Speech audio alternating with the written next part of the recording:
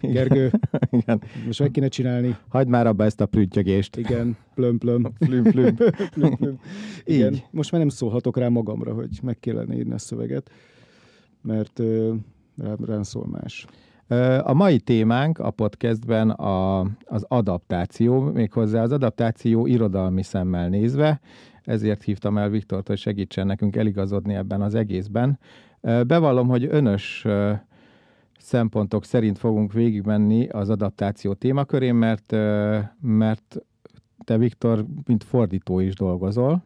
Igen, hát most már csak ilyen mellékállásban, de én nagyon hosszú ideig angol nyelvű, főleg zsánerirodalmat fordítottam magyarra. És azért szerepjáték is kötődhető a nevedhez, meg elég igen, sok szerepjátékon regény. is dolgoztam, tehát nagyon sok geek dolgot, ezért kaptam meg itt a Geek Király szigetére az útlevelemet, nagyon köszönöm. Jut eszembe erről, mielőtt belevágnánk a lecsóba, és még részleteznénk, egy hivatalos köszöntést is itt elindítok.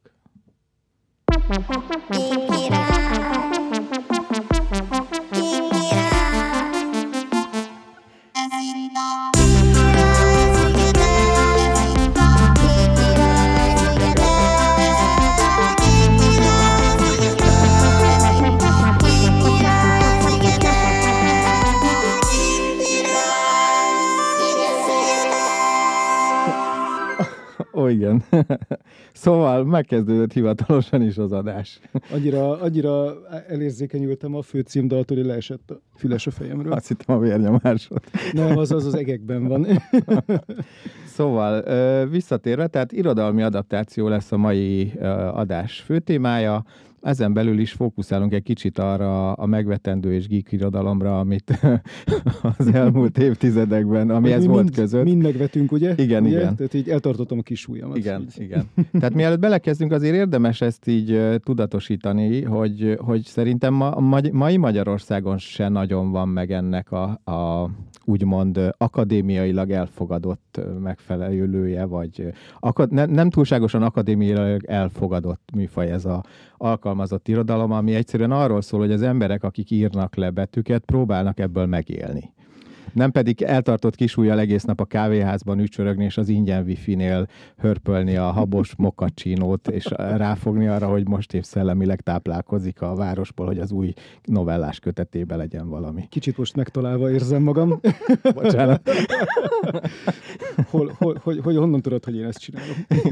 De azért mégiscsak van egy igen. úgymond normálisnak nem mondható, de egy nagyon, tehát egy olyan havi elfoglaltságod, amiért némileg pénzt is kapsz azért, hogy szavakat írsz le. Igen. Nagyon érdekes dolog ez, mert én 90-es években, ami ugye itt a Geek Király szigetének egy ilyen viszonylag visszatérő eleme, ugye, azok a 90-es évek. A 90-es évek második felében kezdtem el fordítani, illetve publikálni, mint szerző. És egyrészt ez egy eléggé más időszak volt, másrészt már akkor látszott, hogy hát ebből nem lehet megélni. Tehát, hogy én szerencsére nem úgy szocializálódtam ebben, hogy úgy éreztem, hogy ez egy ilyen... Szóval inkább úgy fogalmaznék, hogy sokkal hamarabb el tudtam fogadni azt, hogy ez legyen inkább szenvedély, és soha nem kellett abban a skatujában lennem, vagy abban a szerepben, hogy nekem mondjuk ebből kell, nem tudom, autóhitelt fizetni, és ezért az ember így gyártja a könyveket. Nyilván vannak emberek, akik ezt csinálták a 90-es években, meg szerintem nem, vannak emberek, mai napig ezt csinálják. Igen. De nem ez a jellemző, mint ahogy egyébként a mítoszokkal ellentétben ez az angol, az amerikai piacon is csak nagyon kevés sci-fi fantasy krimi szerzőnek a kiváltsága, hogy ők ebből így megélnek. Legtöbb mostani kortárs szerzőnek van egy napi úgynevezett rendes munkája. De így van olyan, akinek teljesen más? Tehát, hogy Van olyan science fiction író, aki mondjuk mellette például Magyarországon egyébként nagyon népszerű joggal Ken Liu, akinek nagyon-nagyon zseniális novellái vannak, és az egyikből például készült adaptáció is, a Love, Death and Robots első évadában. Ő például, ha jól emlékszem, akkor ő egyrészt fordít kínaiból angolra, és mellett egyébként meg, ha jól emlékszem, akkor jogász. De van az Aliade de Bodard, ha jól mondom a nevét, ő egy francia országban élő sci-fi fantasy szerzőnő, ő például programozó. És a párizsi metrón írja a regényeit, miközben ingázik a munkájába. Szóval, és ő egyébként díjnyertes szerző, és tök sok könyve van. És most kiemeltünk 2 példát.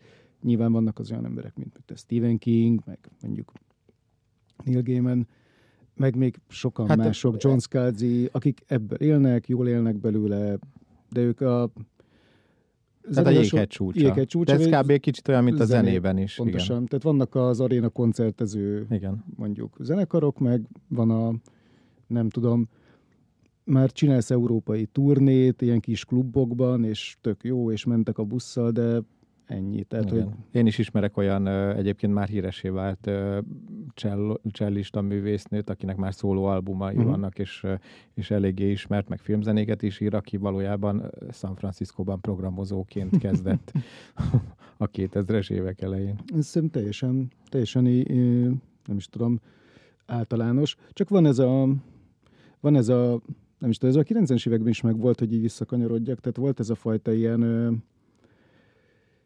az írói pályafutást belengő ilyen csillámporos köd. De hát ez a zenében is ugyan, tehát mindenfajta úgymond, tény. Tehát amikor úgy gondolja az ember, hogy az ők, tehát az átlagember úgy gondolja, hogy a művészek az ő kis elefántcsontornyukban elidegenedve a mindennapok zajától ihletet várva alkotják a műveket egymás után. Egyébként, tehát amit mondjuk meg lehet ítélni abból, amit mondjuk tényleg ebből élő sikeres szerzők blogolnak, vagy írnak az írásról szóló könyveikben, ez egy kőkemény meló. Tehát ha csak ebből él az ember, akkor tényleg ott van Stephen King, akinek az írásról szóló könyvét egyébként mindenkinek ajánlom. Nagy része az pont nem arról szól, hogy hogyan kellene írni, mert valahol le is írja, hogy hát ezt most nem ő fogja megmondani neked. Ezt el akarom olvasni, aztán pont most néztem az ajánlást, hogy pont akkor készült, amikor ő neki volt egy komoly balesete. Igen, utána írta, igen. És akkor utána még lábadozott. Előtte elkezdte, lett a balesete, amikor majdnem meghalt, mert elütötte egy autó, és a lábadozás után közben írta, és ez benne is van egyébként. Tehát van egy ilyen, nem is tudom, viszonylag hosszú rész, ami ezt taglalja, hogy hogyan állt talpra. Szó szerint meg képletesen is. Traumafeldolgozós is egy kicsit. Nagyon sok sztori van az életéről, nagyon sok sztori van arról, hogy hogyan ír. Nyilván van 1-2 gyakorlati tanács, de én ezt gyakran elolvasom azt a könyvet, nagyon lelkesítő.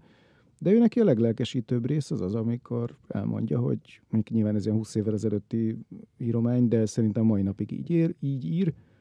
Elmondja, hogy neki megvan a napi rutinja, miközben nyilván megtehetné azt is, hogy ő egy betűt nem ír le, és tökéletesen jól el lenne, de ő nem bírja ki, hogy ne írjon le egy betűt sem, ő mesélő, ő mesélni akar, és akkor fel kell reggel, leül dolgozni, és van egy napi adag, amit meg kell írnia, és addig nem állhat fel az íróasztalától, amíg az el nem készült. És ezzel a kőkemény kitartással ő évente minimum egy könyvet azért így letesz a kiadója asztalára. Valószínű ez is, meg az is, hogy azért nem ír rosszul, elhozta, vagy tehát meghozta az eredményét, hogy azt hiszem ő talán az mai napig az egyedüli olyan író, akinek az összes könyvét megvették filmjogokra, vagy le is forgatták már.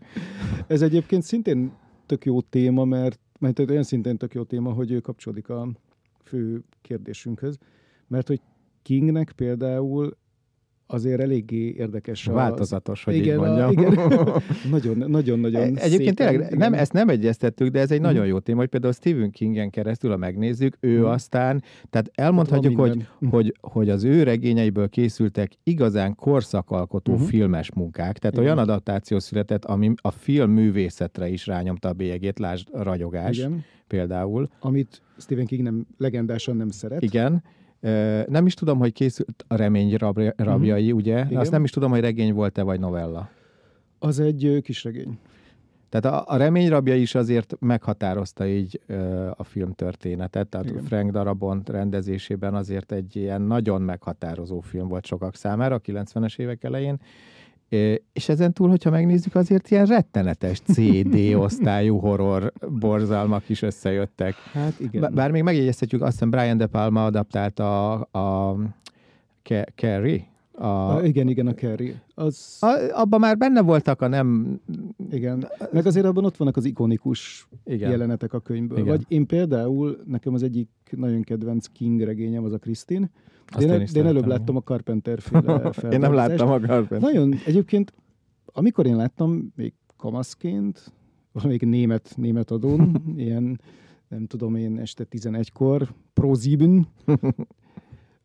akkor nekem tetszett, de éreztem, hogy ez valahogy olyan kevés. És akkor így beszereztem a könyvet, amivel ma is szemeztem. Nekem volt egy ilyen nagyon-nagyon aktív Stephen King olvasókorszakom a 90-es években. Nekem is egyébként tényleg. Tök jó. De bevallom, sajnálom, ezt is be kell valljam, hogy Stephen King volt nagyon aktív, és előtte, mondd már a magyar nyomozói, Leslie Lawrence is. Figyelj, Leslie Lawrence-t én is sokat olvastam még kamaszkoromban.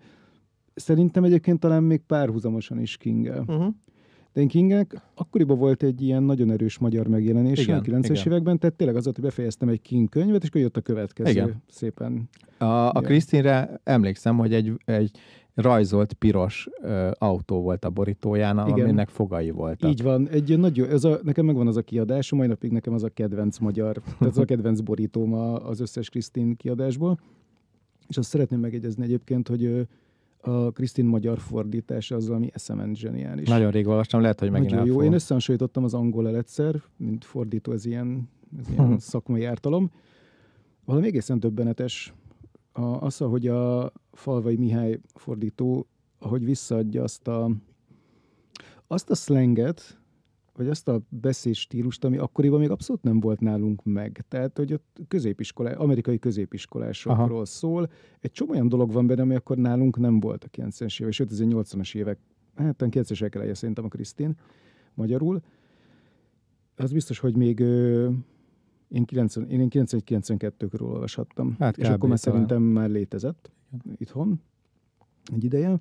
És hogy olyan dolgokat kellett átadni, ami ma már teljesen evidens. Lehet, hogy le se fordítanánk magyarra, de hogy mit tudom, én remélem, hogy a láthatósági mellény például, ami akkor én azt sem tudtam, hogy mi, és akkor ez, jól emlékszem, akkor a magyar verzióban útkaparó mellény, vagy valami ez zseniális. De hát ez nagyon jó.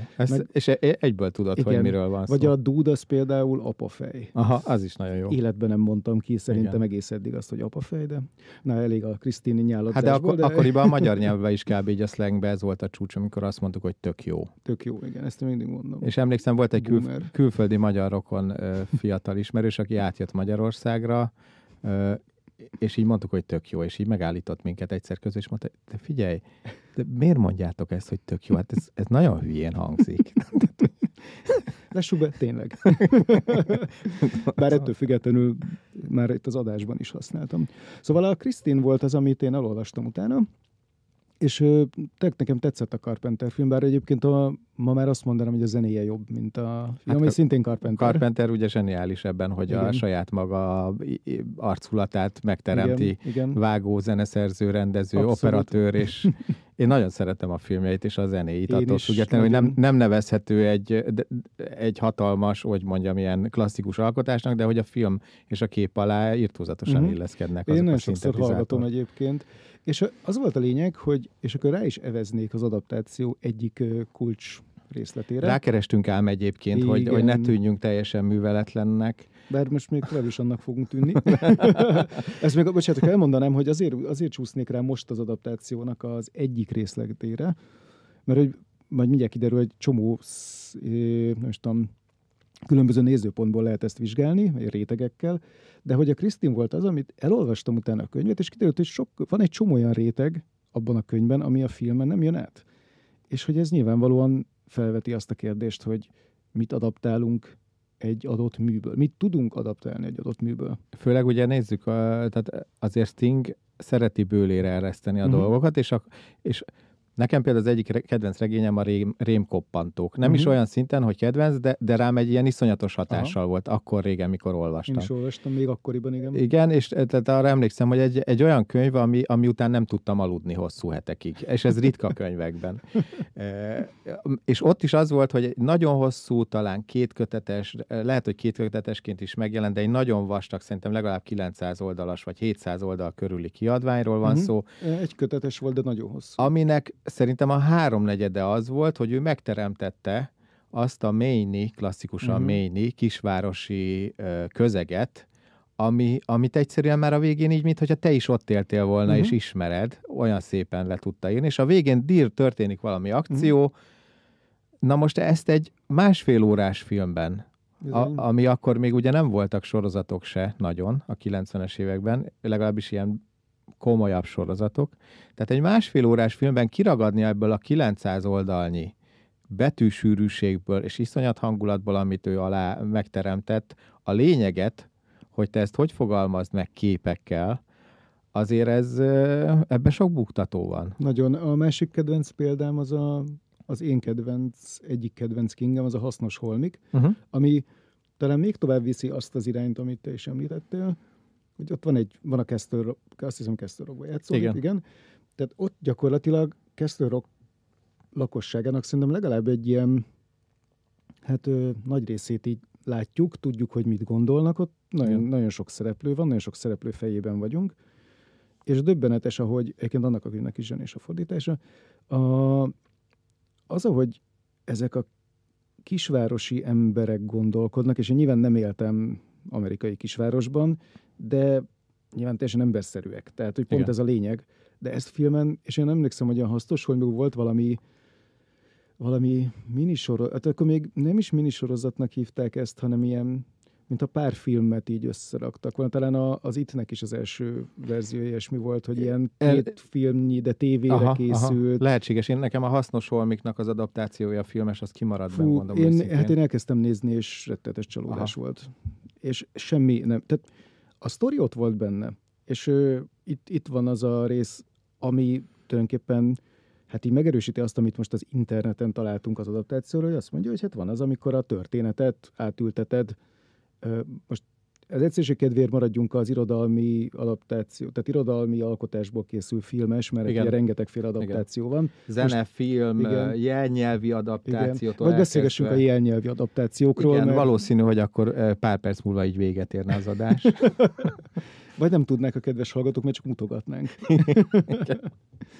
Szóval igen, itt most kifejezetten könyvből filmre, alkotásokról, adaptációkról beszélünk. A filmes adaptáció, én beszélek arról, hogy hogyan kell a mikrofonba beszélni, és ezt nem tartom be. Tehát, hogy a filmes adaptáció típusait, ahogy nézem a neten, ott látjuk, hogy többféleképp csoportosítják őket, tehát lehet egyfajta transzpozíció elnevezésű adaptáció, amely egészen pontosan próbálja a cselekmény felépítés terén is követni a könyvet. Utána egy szabad adaptációt stílust említ, amely szerkezeti változtatásokat hoz a műben, viszont újakkal is helyettesíti a régi motivumokat.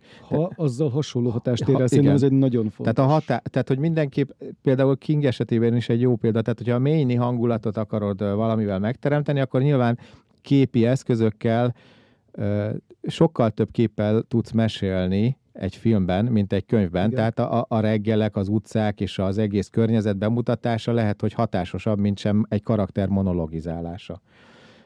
Akkor ezentúl látjuk még, hogy van egyéni interpretáció, ami tudatosan eltér az eredeti műtől, de amit felhasznál belőle, az alkotja a film fő vonulatát. Tehát itt pont, amiről beszélünk, Stanley Kubrick filmjére, a Ragyogásra utal, ami Stephen King regényéből forgatott, és azért az egy filmes mestermű, lássuk be. Jack Nicholsonnal a főszerepben, aki brillírozik az egészben. Meg az egész film ilyen számomra bőr alá kúszó. Tehát ott látszik, hogy ugye Stanley Kubrickről azt lehet tudni, hogy egy nagyon szőrözős, nagyon nehéz rendező, olyan szempontból nehéz, hogy nagyon nehéz volt vele dolgozni, mert nagyon határozott elképzelései vannak mind a vizualitás, mind pedig a történet, mind forgatókönyv és az egész kivitelezés tekintetében. Tehát voltak olyan színészek, meg legendák vannak erről, hogy kik azok, akik otthagyták a forgatást, és miért, mert egyszerűen nem bírtak ki ezt a munkamódszert, amivel ő forgatta le a filmet. Mindent nagyon precízen fölépítve, előre kigondolva. Ha a színész egy sóhajnyival eltér a dialógban attól, amit ő leírt, akkor már újra veteti az egészet, és a többi, és a többi. Szegény színészekről is legendák szólnak, hogy a ragyogásban mi történt velük a forgatáson. Hát, ha jól emlékszem, akkor talán Shelley Duvall az ezután nem is nagyon filmezett többet, ha igen, jól tudom. Tehát komoly évekig tartó pszichiátriai kezelésről tudok én, ami az ő esetében történt, annyira megviselte, hogy Kubrick egészen pontosan gondolta, hogy ő rettegni fog a felvétel alatt. Igen. Tehát ettől függetlenül, de hogyha ugye már ott a szőnyeg ikonikus mintája, és igen. az ikrek a folyosón, és az egész beállítás, az mind benne marad az ember fejében. Tehát... És ez az, ami egyébként érdekes, hogy mindemellett én értem Kinget, hogy neki miért nem tetszett. King aztán később csináltatott, vagy hát ő maga aktívan részt vett egy ilyen minisorozatos feldolgozásban, amit ő ugye autentikusnak tart. A ragyogást én előbb olvastam könyvben, utána láttam a Kubrick-féle feldolgozást. Én is így voltam vele, igen. És utána szerintem olyan, és ez a Kubrick-féle filmváltozat erejét mutatja, én utána szerintem 25 évig vártam azzal, hogy újraolvassam a könyvet, addig tartott, amíg nagyjából kifakult a fejemből az a féle vizualitás, amit a Kubrick oda tett, annyira erős. De az eredeti Overlook Hotelhez nem sok köze van. Nem, nekem is teljesen másképp élt a fejemben. A King regényben az Overlook az egy gótikus kastély. Igen. Annak az összes vizuális, nem is tudom, kliséjével együtt, tehát ez egy omladozó, öreg, félelmetes épület, és egyébként a Kubricknek az a zsenie, hogy tulajdonképpen megteremtette ezt a hangulatot egy ilyen akkori szinten ilyen ultramodern, steril, tehát teljes ellentéte a Kubrick-féle változata a King-féle eredetinek, ami tényleg egy ilyen félhomályos, nyikorgó, főleg fapadlós, ilyen igazi kísértetkastélyként de az abszolút amerikai kísértetkastély, tehát hogy a kazán a ház lelke, és az, ami mindent elnyel és táplál, és az beszél. Tehát ez tényleg egy ilyen szuper horroros ghost story helyszín volt, amit ő fölépített. Igen. És a Kubrick-féle meg szintén az csak egy ilyen modern, és ma már egyébként most már össze tudom a fejemben fésülni a kettőt. Tehát, hogy én most már látom, hogy a Kubrick-féle változatban tulajdonképpen tényleg ugyanaz jön vissza. Tehát, hogy mi a lényege a ragyogásnak? Jött egy hotel, ami vagy elátkozott hely, vagy nem, vagy van egy gonosz lélek ott, vagy nincs, vagy éppen az író, aki alkoholista, vagy hát egy gyógyult alkoholista, és a családja a téli bezártságban így megkattan, és ettől elszabadul a pokol.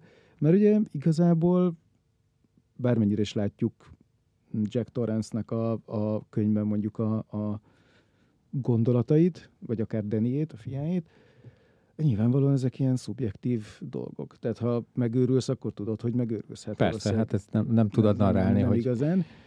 És ezért és most már tehát ehhez nekem sok idő kellett, hogy összeegyeztessem, és én azt mondom, hogy szerintem a Kubrick-féle adaptáció az zseniális, de annyira markánsan eltér a hangulata, hogy le kell ásni. És az alján egyébként szerintem ugyanaz van. Igen. De, és egyébként záróéles megjegyzés, szerintem ezért nagyon érdekes egy másik King adaptáció, aminek viszont a könyv eredetiét nem olvastam, ez a Dr. Sleep, amit a Mike Flanagan vitt filmre, és az a film, tehát a könyv és a film is az a ragyogás folytatása.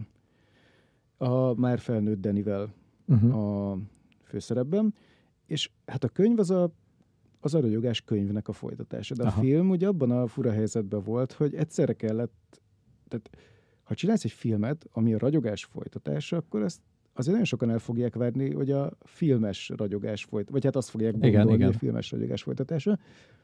És nem irigylem Mike Flanagan, de tök jól megoldotta. Nem láttam. Érdemes megnézni, mert egyébként tök jó film. A könyv azt nem tudom milyen, de az érdekes, hogy megoldotta vizuálisan, hogy valahogy mindegyik ragyogás benne van, legalábbis szerintem. Aha. Tehát, hogy ő így megcsinálta azt a bravúrt, hogy nem tudom, összebékítette a két közelítést. De igen, így visszakanyarodva az eti ragyogásra, itt rögtön bele is ütközünk a nagy kérdésünkbe, hogy oké, adaptációk vannak, mint ugye itt láttuk a kis kutatómunkánk során már a leges-legelső, nem is tudom, filmrendezők is már adaptáltak. De gyakorlatilag nem is volt szerintem talán saját. Igen. Tehát mindenképp történelmi vagy egyéb nagy regény feldolgozásokról szól. Most a mainstream irányzatból és a populáris zsánerfilmekből kiindulva mindenképp ezek nyomták rá a bélyegét a nagy filmekre, a nagy költségvetésű hollywoodi filmekre, tehát a Ben Hur, az Elszid, a Bagdadi tolvaj. Elfújt a szél. King Kongot nem mondom meg őszintén. Szerintem az King Kong az viszont szerintem nem adaptáció. Majd amikor megérkezik a 80 000 gyűlöleti e-mail, akkor azt fogom mondani, hogy te utasítottál szemed villanásával, hogy ezt mondjam. Egyébként még a filmes adaptáció típusainál, ugye elidőztünk kicsit a ragyogásnál, de hogy még egy utolsót megemlít típusnak, a kölcsönzés, amely csak ürügynek, ötletbányának használja az eredeti művet, és semmilyen rétegét nem célja pontosan visszaadni. Vicces, hogy én nekem pont erre a nemrégiben HBO által játszott Castle Rock a példa, ismét Stephen Kingről, ami azt én is néztem, igen. A J.J. Abrams producerként jegyzi, de jó, hogy te is nézted, és akkor legalább föl tudjuk hozni. Tehát az annyira vicces, hogy már ugye King a maga nem tudom hány száz könyvével, novellájával és regényeivel megteremtette ezt a hangulatot, amit mindenki már szinte ott élsz, tudod, mikor jön el az őszménybe, milyen emberek laknak az út túloldalán, ismered a városokat, és hogy ezeket felhasználva teremtettek egy olyan fiktív, egyik regényben sem szereplő történetet, amit pusztán így, mint hogyha lenne mondjuk egy kártyajátékot Stephen King regényeiből, amiből így kidobálod a paklit az asztalra, és összekeverve kihozol egy tetszőleges történet. Nem tetszőleges. Ez egy jó hasonlat, igen. Tehát, hogy ezekkel az érzésekkel, amik ott érik az embert, összehoztak egy 2 évadot megért sorozatot, szerintem nagyon jó hangulattal és nagyon jó színészekkel. Én bevallom őszintén, a második évadnál én így elengedtem a sorozat kezét, pedig nagyon akartam szeretni. Nincs is tovább, tehát hogy ennyi igen, volt. Azt tudom, csak valamiért így, ott nem is tudom, harmadik, negyedik rész körül így valamiért így nem. Így többször neki futottam, de nem. Az elsőt viszont én nagyon szerettem, és igen, olyan, mint egy ilyen tökéletesen jó, ez a kártyás hasonlat, ez nagyon jó volt. Igen, tehát sőt olyannyira, hogy a konkrét King figurák bukkannak fel. Helyszínek, ahol a remény rabjai játszódik a börtön. A hasznos holmikból nagyon sok, sőt szereplő is van belőle. De bukkan fel olyan szereplő is, aki például csak a legvégén derül, hogy ő melyik King szereplő lehetne, és aztán megy, vagy melyik King szereplővel lesz kapcsolatban, aztán megy tovább. Tehát egy ilyen igazi ilyen, igen, mint egy ilyen Stephen King szerepjáték lenne, ahol így megvannak a toposzok, a kasztok, amiket játszol, és megvan a helyszín, és megvannak a sztorik, hogy milyen tipikus sztorik vannak a Castle Rockban, nyilván nem is tudom, nem mondjuk romantikus történetek. Hát lesznek. Nem, mindenképp de nyilván lesz romantikus történet is, csak lesz mögötte valami. Mindenképp az emberi szellemi és testi idegállapotok mesdjéjén haladunk végig így. A kicsit súrolva az őrület, a bizonytalanság, a helykeresés és az identitások keveredése az észak-amerikai környezetben, belevéve kicsit egy-két újabb fajta rasszizmusról és kirekesztésről is szóló történet, ami szerintem nem erőszakolja meg még az első szezon, tehát kifejezetten kellemes. Igen, jó volt. Én élveztem. Mondom, én a másodikat is élveztem, egy kicsit a végére én is elengedtem, és meg tudom érteni, hogy miért nem folytatják tovább, de én ezt egy kicsit gonosz vagyok, és okolom J.J. Abramset, akinek ez egy klasszikus bevett módszere mindenben, amihez hozzányúl, hogy ilyen iszonyat jól fölveti az egészet, lásd Lost az elején. Van egy nagyon jó alap, ami egyszerűen így fenntartja a kíváncsiságodat, elég sokáig, és amikor elérkezünk oda, hogy meg kell magyarázni, hogy miért vannak ezek a dolgok, akkor így kifullad. És még az első évaddal kezdve tök jól megmagyarázza. Tehát, hogy ott szépen le van kerekítve, és a második az egy tök új sztorit mesél el, legalábbis ameddig én láttam. Az ugye a Tortúra című King regényből kölcsönzi a főhősét. Igen, az például tényleg egy szabadon kölcsönzött, sőt bevallottan egy Igen, egy olyan King regény, amit nem King írt, és a King regények elemeiből áll össze. Ez egy nagyon érdekes kísérlet volt, és tényleg a hangulata, hogy mondod, tényleg az viszont nagyon... Tehát van egy ilyen nagyon régi tervem, ami egy Amerikában élő barátommal közös tervünk, és aztán mindig közben jönnek ilyen egyéb dolgok, mint például egy világjárvány, hogy el fogunk látogatni ezekre a klasszikus King-féle vidékekre, mert ő is nagy rajongó. Pont, aztán milyen csalódás lesz, amikor nem így néz ki, tudod meg, hogy ezeket nem tudom, Vancouver alsón forgatják. És... Ez kb. Olyan, mint ahogy így, ugye zarándokolnak a Twin Peaks kávézóhoz, igen. Ahol forgatták, és akkor egy kicsit ilyen mindenki írja, hogy hát igen, az lehetett meg minden, de hát, hogy így hiányzik a zene, meg hiányoznak azok a fények, és hogy Shelley kijön a pultból, meg tehát valószínűleg ezeket nem kapja. A környezet, én majdnem eljutottam oda egyébként. Aha. Tehát hogy szerintem egy 20 mérföldre onnan kellett megfordulnom, amikor Seattle-ben voltam, mert nem jött ki időben, hogy oda is eljussak. De legalább az ilyen Twin Peaks közeli környéket láttam, zárójel vége. Hát Seattle-t láttad, ahova ugye mindenki vágyott, hogy bejut shoppingolni. Igen. Ami szintén azért egy kicsit messze van, így mondjuk Frisco-tól, vagy Los Angeles-től. Igen.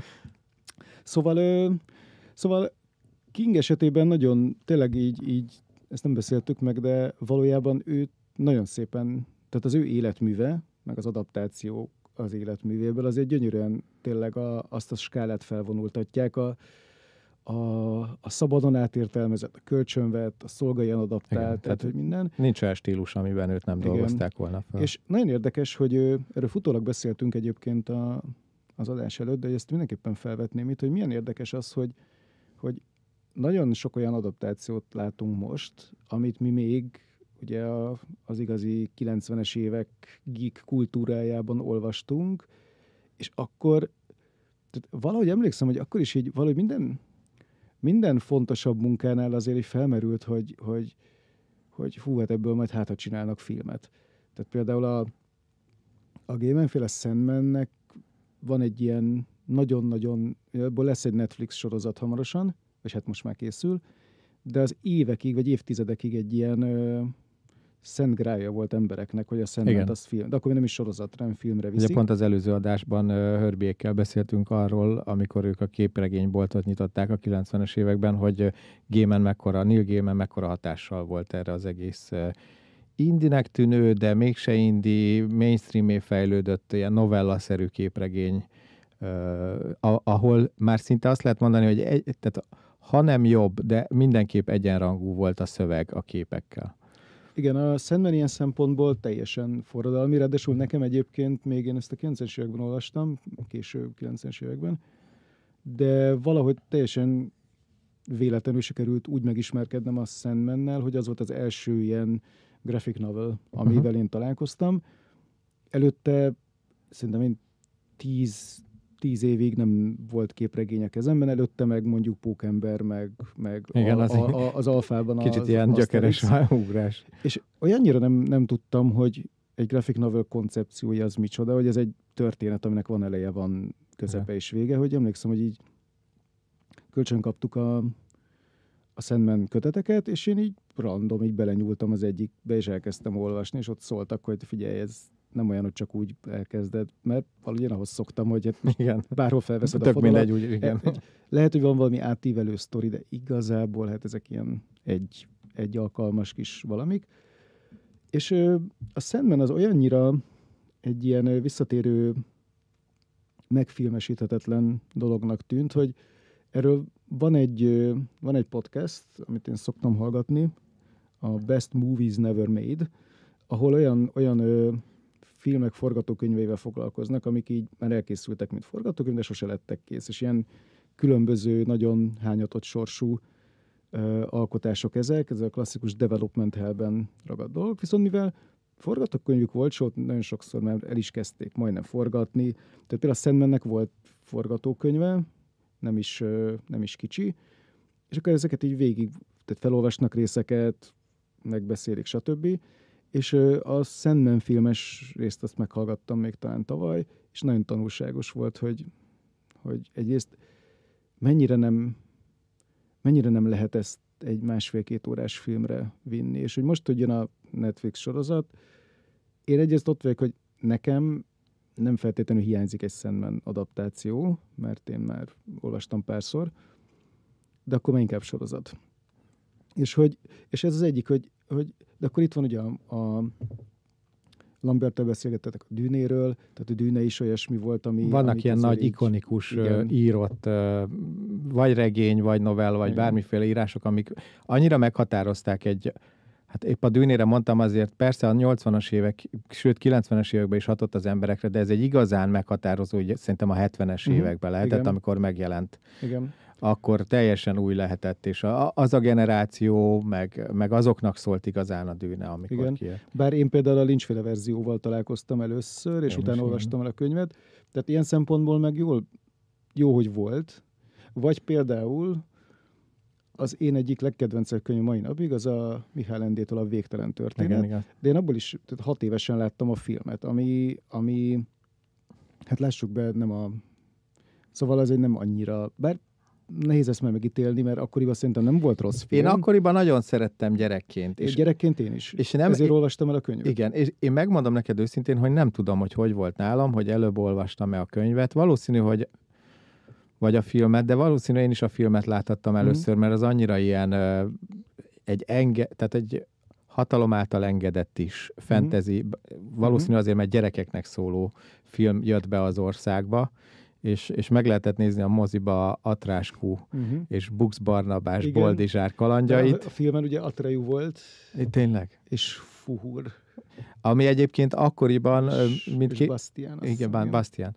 Ami akkoriban, utána olvasva, Németország egyik legnagyobb filmes költségvetésű bizony. Vállalkozása volt. Egyébként az a durva, hogy látszott is rajta szerintem akkoriban, de nem emlékszem, ezt én láttam, hogy nagyon, nagyon kicsi koromban. Szerintem a második film lehetett, amit én valaha láttam, vagy harmadik, amit moziba láttam.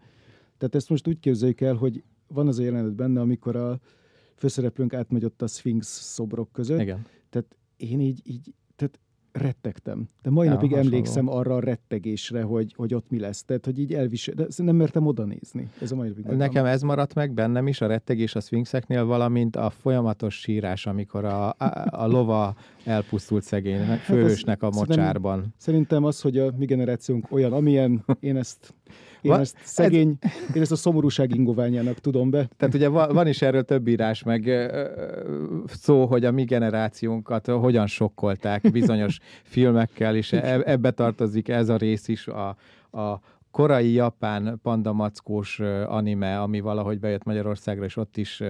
Na, erre nem emlékszem. Kiderítem pontosan, jó. Tehát ott is zokogtunk öcsémmel a moziban, majd az Idők urai VTF, ami egyszerűen ilyen, tehát így, az így sérülté tett egy egész korosztályt. Gondolom, hogy az Idő urai, ami egyébként tegyük hozzá, hogy ez egy adaptáció, de úgy adaptáció, hogy egy 60-es évekbeli francia sci-fi regény, a Perdid árvája, az adaptáció, amelyiként pár éve megjelent magyarul először, egy hangyányi fázis, egy hangyányi csúszással, és ott is, én nem olvastam ezt a könyvet, de azt mondják, akik olvasták, hogy egyébként ez egy teljesen átlagos, és most elnézést, ha nem olyan, most nyilván csak azt idézem, amit olvastam róla, hogy nekem, aki az Idő urainak az Idő urai egy meghatározó élmény volt nekem, és az arctalan angyaloktól halálosan rettettem. Na most spoiler, akkor már nincsenek arctalan angyalok, tehát ezek mind, tehát ez az időutazós kavarás van benne, vagy az időbéli kavarás van benne, de egyébként egy ilyen, azt mondják, hogy teljesen szolid, nagyon 60-as évek, nagyon ifjúsági sci-fi. És akkor így a Möbiuszék kezébe került, és így dur. Tehát, hogy így tényleg. És én a mai nap úgy gondolom, hogy szerintem van egy ilyen sanda, hogy ez nem gyerekeknek készült. Biztosan vagyok benne, hogy nem. Tehát csak akkor ugye az akkori vezetőségben, egyébként szerintem most is, hogyha azt mondod egy átlag felnőttnek, hogy rajzfilm, erről egyébként később majd fogunk beszélni szakmabeliekkel is, egy rajzfilm stúdiós ismerősömmel. Tehát, hogyha azt mondod valakinek, hogy rajzfilm, a mai napig az, jól van gyerek, kisfiam, menj be a szobába, nézzél rajzfilmet. És akkor így vannak az Idő urai, akkor vannak mindenféle adulttól elkezdve, ilyen több síkon futó mesterművek, és még az Akirát nem is említettük. Igen, az is ugye. És ugye az is egy adaptáció, mert képregényből készült, igen, hogyha jól emlékszem. Igen. Tehát, hogy azért ezt is szeretnénk majd egy későbbi adásban megváltoztatni, hogy az emberek véleménye egy kicsit így átformálódjon a rajzfilmről. De igazából úgy keveredtem én is ide, hogy valójában például a Végtelen történetnél utána elolvastam a könyvet, és kiderült, hogy ennek 6000 plusz rétege van még. Minden ott van benne, ami a filmben, és a filmben is minden ott van egy részig, ugye a film az a könyvnek a fele. Igen. Tehát kb. Átkerül épp, azt hiszem, az a vége igen, a tehát hogy addig tart, ahol maga a könyv úgy igazán olyan bevállalós lesz. Igen. És én emlékszem arra, hogy hatalmas felfedezés volt ez nekem, hogy a könyv az mennyivel jobb és több és mélyebb, de egy percig nem fogom leszólni a Végtelen történet filmet, mert lehet, hogy ha az nincs, akkor lehet, hogy valószínűleg eljutottam volna a Végtelen történethez, de nem biztos, hogy ott. Ezt egy nagyon pont annyi idősen olvastam, pont úgy, ahogy kellett, szóval, és aztán ezt később elolvastam olyan életem különböző szakaszaiban, és a Végtelen történetben az a nagyon durva, hogy akár évesen olvasod, valahogy mindig mást fog adni. Tehát, hogy mondjuk most éppen, ha elolvastam, akkor valószínűleg sokkal inkább rezonálnék a Bux Barnabás Boldizsár apjával, mint mondjuk szeretném, de hogy ilyen szempontból egy film, és itt megint vissza fog kanyarodni az egyik ilyen korai kérdésem, ez, hogy most egész pontosan, most így végvettük, hogy milyenféle adaptációk vannak, hogy például én egyre nehezebben, régen azt hittem, hogy tudom, hogy mit várok egy adaptációt. Én régen azt az adaptációt vártam, amit itt fel is soroltál, hogy vigye filmre a történetet. Ma már szerintem sokkal inkább azt kedvelem, ami hát ez a szabadon értelmezi, esetleg kölcsönöz belőle. És megmondom őszintén, hogy mivel ugye különböző érintettségek miatt, például nagyon sok olyan filmet láttam, amit mondjuk olyan alkotásból készítettek, amit én még fordítottam. Tehát, hogy fordítóként az ember az adott alapanyagot, hát talán a szerző után így meg a nagyon-nagyon durva fanatikus olvasóink kívül a fordító az, aki talán a legjobban belemászik a szövegbe, meg a legtöbbet tölt vele. Tehát, hogy tényleg mondatokkal töltesz el hosszú-hosszú időt. Meg valószínű, hogy ugye az átlag hallgatóink számára nem átlag elnézést, tehát aki nem járatos a fordításban, mint szakmában, ez azért nem úgy működik, hogy van egy szöveg, mondjuk 800 oldalon, elkezded az első fejezet első betűjénél, veszel egy nagy levegőt, és akkor hónapok múlva befejezed ez a vége feliratot, és akkor hátradőlsz, és tapsolsz egyet, hogy na, ezzel is meg vagyunk. Nem, mert például sose tapsolok. Tehát tehát össze lehet hasonlítani. Nyilván van az a folytatás, ahol le lehet ezt így zavarni. Hát mondjuk egy információs, tehát hogy nem egy szép irodalmiabb. Hát igen. Vannak könyvek, aminek vannak rétegei, meg vannak, amelyek nincsenek annyira mély rétegei, de szerintem bármilyen könyvet folyt az ember, lehet ez a legfelületesebb akcióregény, fordítóként akkor is egy ilyen a legdurább olvasója leszel, hiszen minden egyes mondatot megrágsz, és hát meg ezzel ugye eltöltesz pár hónapot, igen, úgymond igen. A könyvvel, ha szereted, ha nem. Igen, pontosan. Ezért jobb, hogyha gondolom szereted egy kicsit, vagy valahogy tudsz hozzá nem kötődni. Árt, igen. Sokkal kevesebb az üvöltve anyázás, bár szerintem nagyon kedvenc könyvemet is tudtam gyűlölni. Közös barátunk, Tamás Gábor barátunk, aki szintén fordít, neki van ez a csodálatos mondása, hogy 17 évnél még a legkedvencebb könyved is elromlik. És ebben én nagyon-nagyon tudok azonosulni vele. Szóval az van, hogy én most már nem feltétlenül azt várom el egy adaptációtól, amit mondjuk 20 éve. Tehát például én sose voltam Gyűrűk ura fanatikus, én nagyon szerettem a Gyűrűk urát. Egy Gyűrűk urát sajnos nem tudjuk megkerülni. Mert igen, az egy abszolút... Én azt is mondanám, hogy ez egy valahol hozott egy ilyen fordulópont. Választópont. Én ezzel tudnám jellemezni, pont erről olvastam egy cikket, hogy amikor mainstreambe került, úgymond ez a geek kultúra, tehát fantasy, meg elvont fikcionális irodalom, és már tényleg mindenki büszke volt rá, és nem tagadta, hogy ezeket olvassa, az volt, amikor olvastam egy írónak a blogjában, hogy fiatalon átment az iskolában a suli udvaron, mindenki tudta, hogy ő a suli nördje, ő olvasott fantasy könyveket, D&D-zett más barátaival, akik nem a suliba jártak, és ezért folyamatos céltáblája volt az izompólóban mászkáló fiataloknak, és hogy próbált átsunnyogni ebéd előtt, hogy megkerülje az udvaron az ebédlőt, és a hátsó bejáraton menjen be. Valaki utána kiáltotta, hogy hé, John, na, aztán tudod, mikor jön ki a Gyűrűk Ura második része? És akkor ő ilyen teljesen vérigalázva, vörösödve így összehúzódott, de mondta, hogy magában még motyogta, hogy 2021. március 31-én délután 4-re van jegyem. De ezt azt hiszem, hogy teljesen értem. Tehát akkoriban nem azt mondom, hogy a mi életünk ilyen volt, de hát, hogy így minket nem néztek komolyan. Hát, én onnan tudom, tehát a Gyűrűk Ura azért is egy érdekes... Bocsánat, elnézést, csak befejezem, és mire kijött, ugye a második rész kijött, akkorra már érezte, hogy így tehát hogy így szakadnak a függönyök ugye a határokon, és amikor már a harmadik kijött, már egyszerűen mindenkit megfertőzött, és ezt tolta. Ez azt jelenti, hogy ilyen 99 és 2003 között, 4 között, ez így végig zajlott. És pont ezt akartam mondani, hogy például, és ez most abszolút nem értékítélet, csak például mondjuk az én szüleim nem fantasy regényolvasók, de a szüleim például teljesen képbe vannak a Gyűrűk Urával, sőt, látták moziban. Tehát, hogy így. És teljesen innen is lehet látni, hogy ez azért a mainstream része lett, vagy ez megint egy másik adaptáció, de hogy szerintem Magyarország jelentős részének, vagy azt mondta, hogy közeleg a tél, akkor tudja, hogy miből idézel. Tehát ez azért így eléggé... Az elég weird, mert én is akkor kezdtem el olvasni ugye Martinnak a regényciklusát, a Trónok harcát, amikor még én nem követtem annyira az eseményeket vele kapcsolatban, nyilván érett erre is az adaptáció, de akkor még szó se volt róla. Most kéne az, hogy kitöltök valami konyakot, így rájött kész, és azt mondja, hogy nos, Buttinger úr, én 2001-ben vettem meg az elsőt. Hát igen. Ezzel nem tudok versenyezni. Hipster rendőrség kivisz. Én azt hiszem hazudtam, mert 2002. Elnézést, hitelemet elvesztettem itt. Szóval a Gyűrűk Ura annyiban is érdekes példa még, hogy a Gyűrűk Urához, amikor még kisjött az első film, akkor az egyik kiadó, akiknek dolgoztam, kihozták magyarul a hivatalos filmkönyvet. Tehát ez ahogy készült. És még ezt úgy fordítottam, hogy mindenféle ilyen titoktartás és egyéb kiszivárgást megelőző intézkedések miatt én úgy fordítottam azt a könyvet, hogy egy olyan fénymásolatot kaptam, nem voltak benne a képek.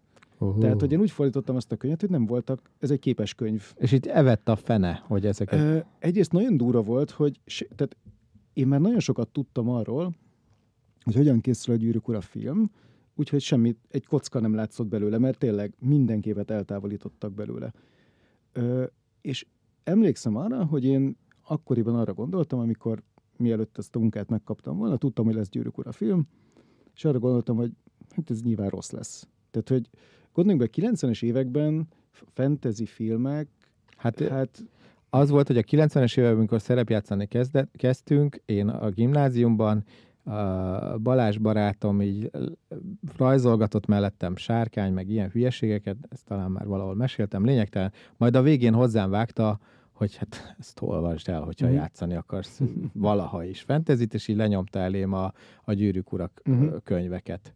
És akkor elolvastam, nyilván volt egyfajta hatással, akkor főleg rám, mert én előtte tehát Verne Gyula és az említett Stephen King és hasonlók voltak, és ez a fantasy az nálam ilyen teljesen kimaradt.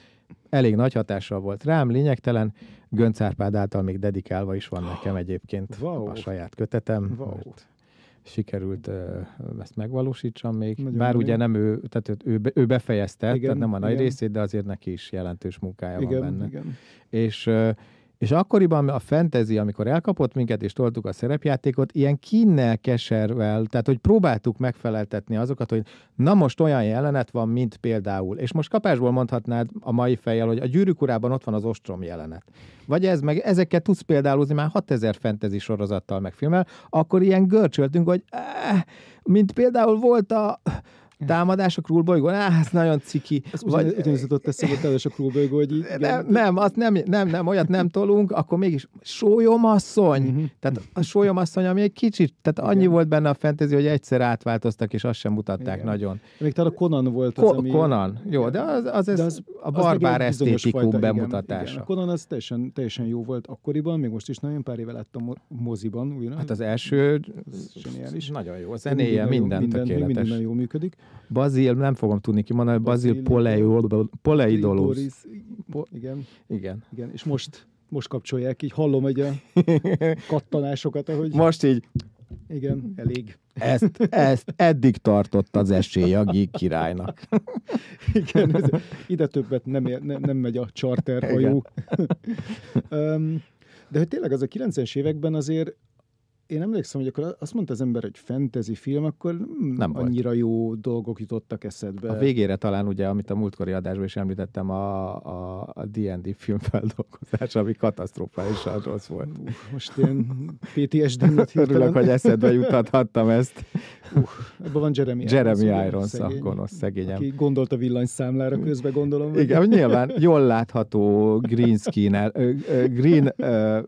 zöld háttér előtt fölvé az egész, de ne azt képzeljük el, mint a Gyűrűk urában zöld háttér vagy későbbi filmek, hanem kb. A M1 időjárás jelentés. Igen, és ennek szerintem az későbbi film, mint a Gyűrűk ura 1. Tehát, hogy hát a körül volt, nagyon a körül volt.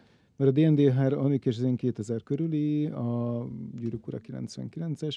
De én szóval emlékszem arra, hogy én semmilyen bizalmat nem szavaztam a Gyűrűk ura filmnek, úgyhogy én nem voltam fanatikus Gyűrűk ura rajongó. Én elolvastam 15 évesen, még párszor, de Isten igazából én nem még tudtam belőle pár verset is egyébként, ez mai napig szerintem tudnék egyet, de hogy én nem tanultam...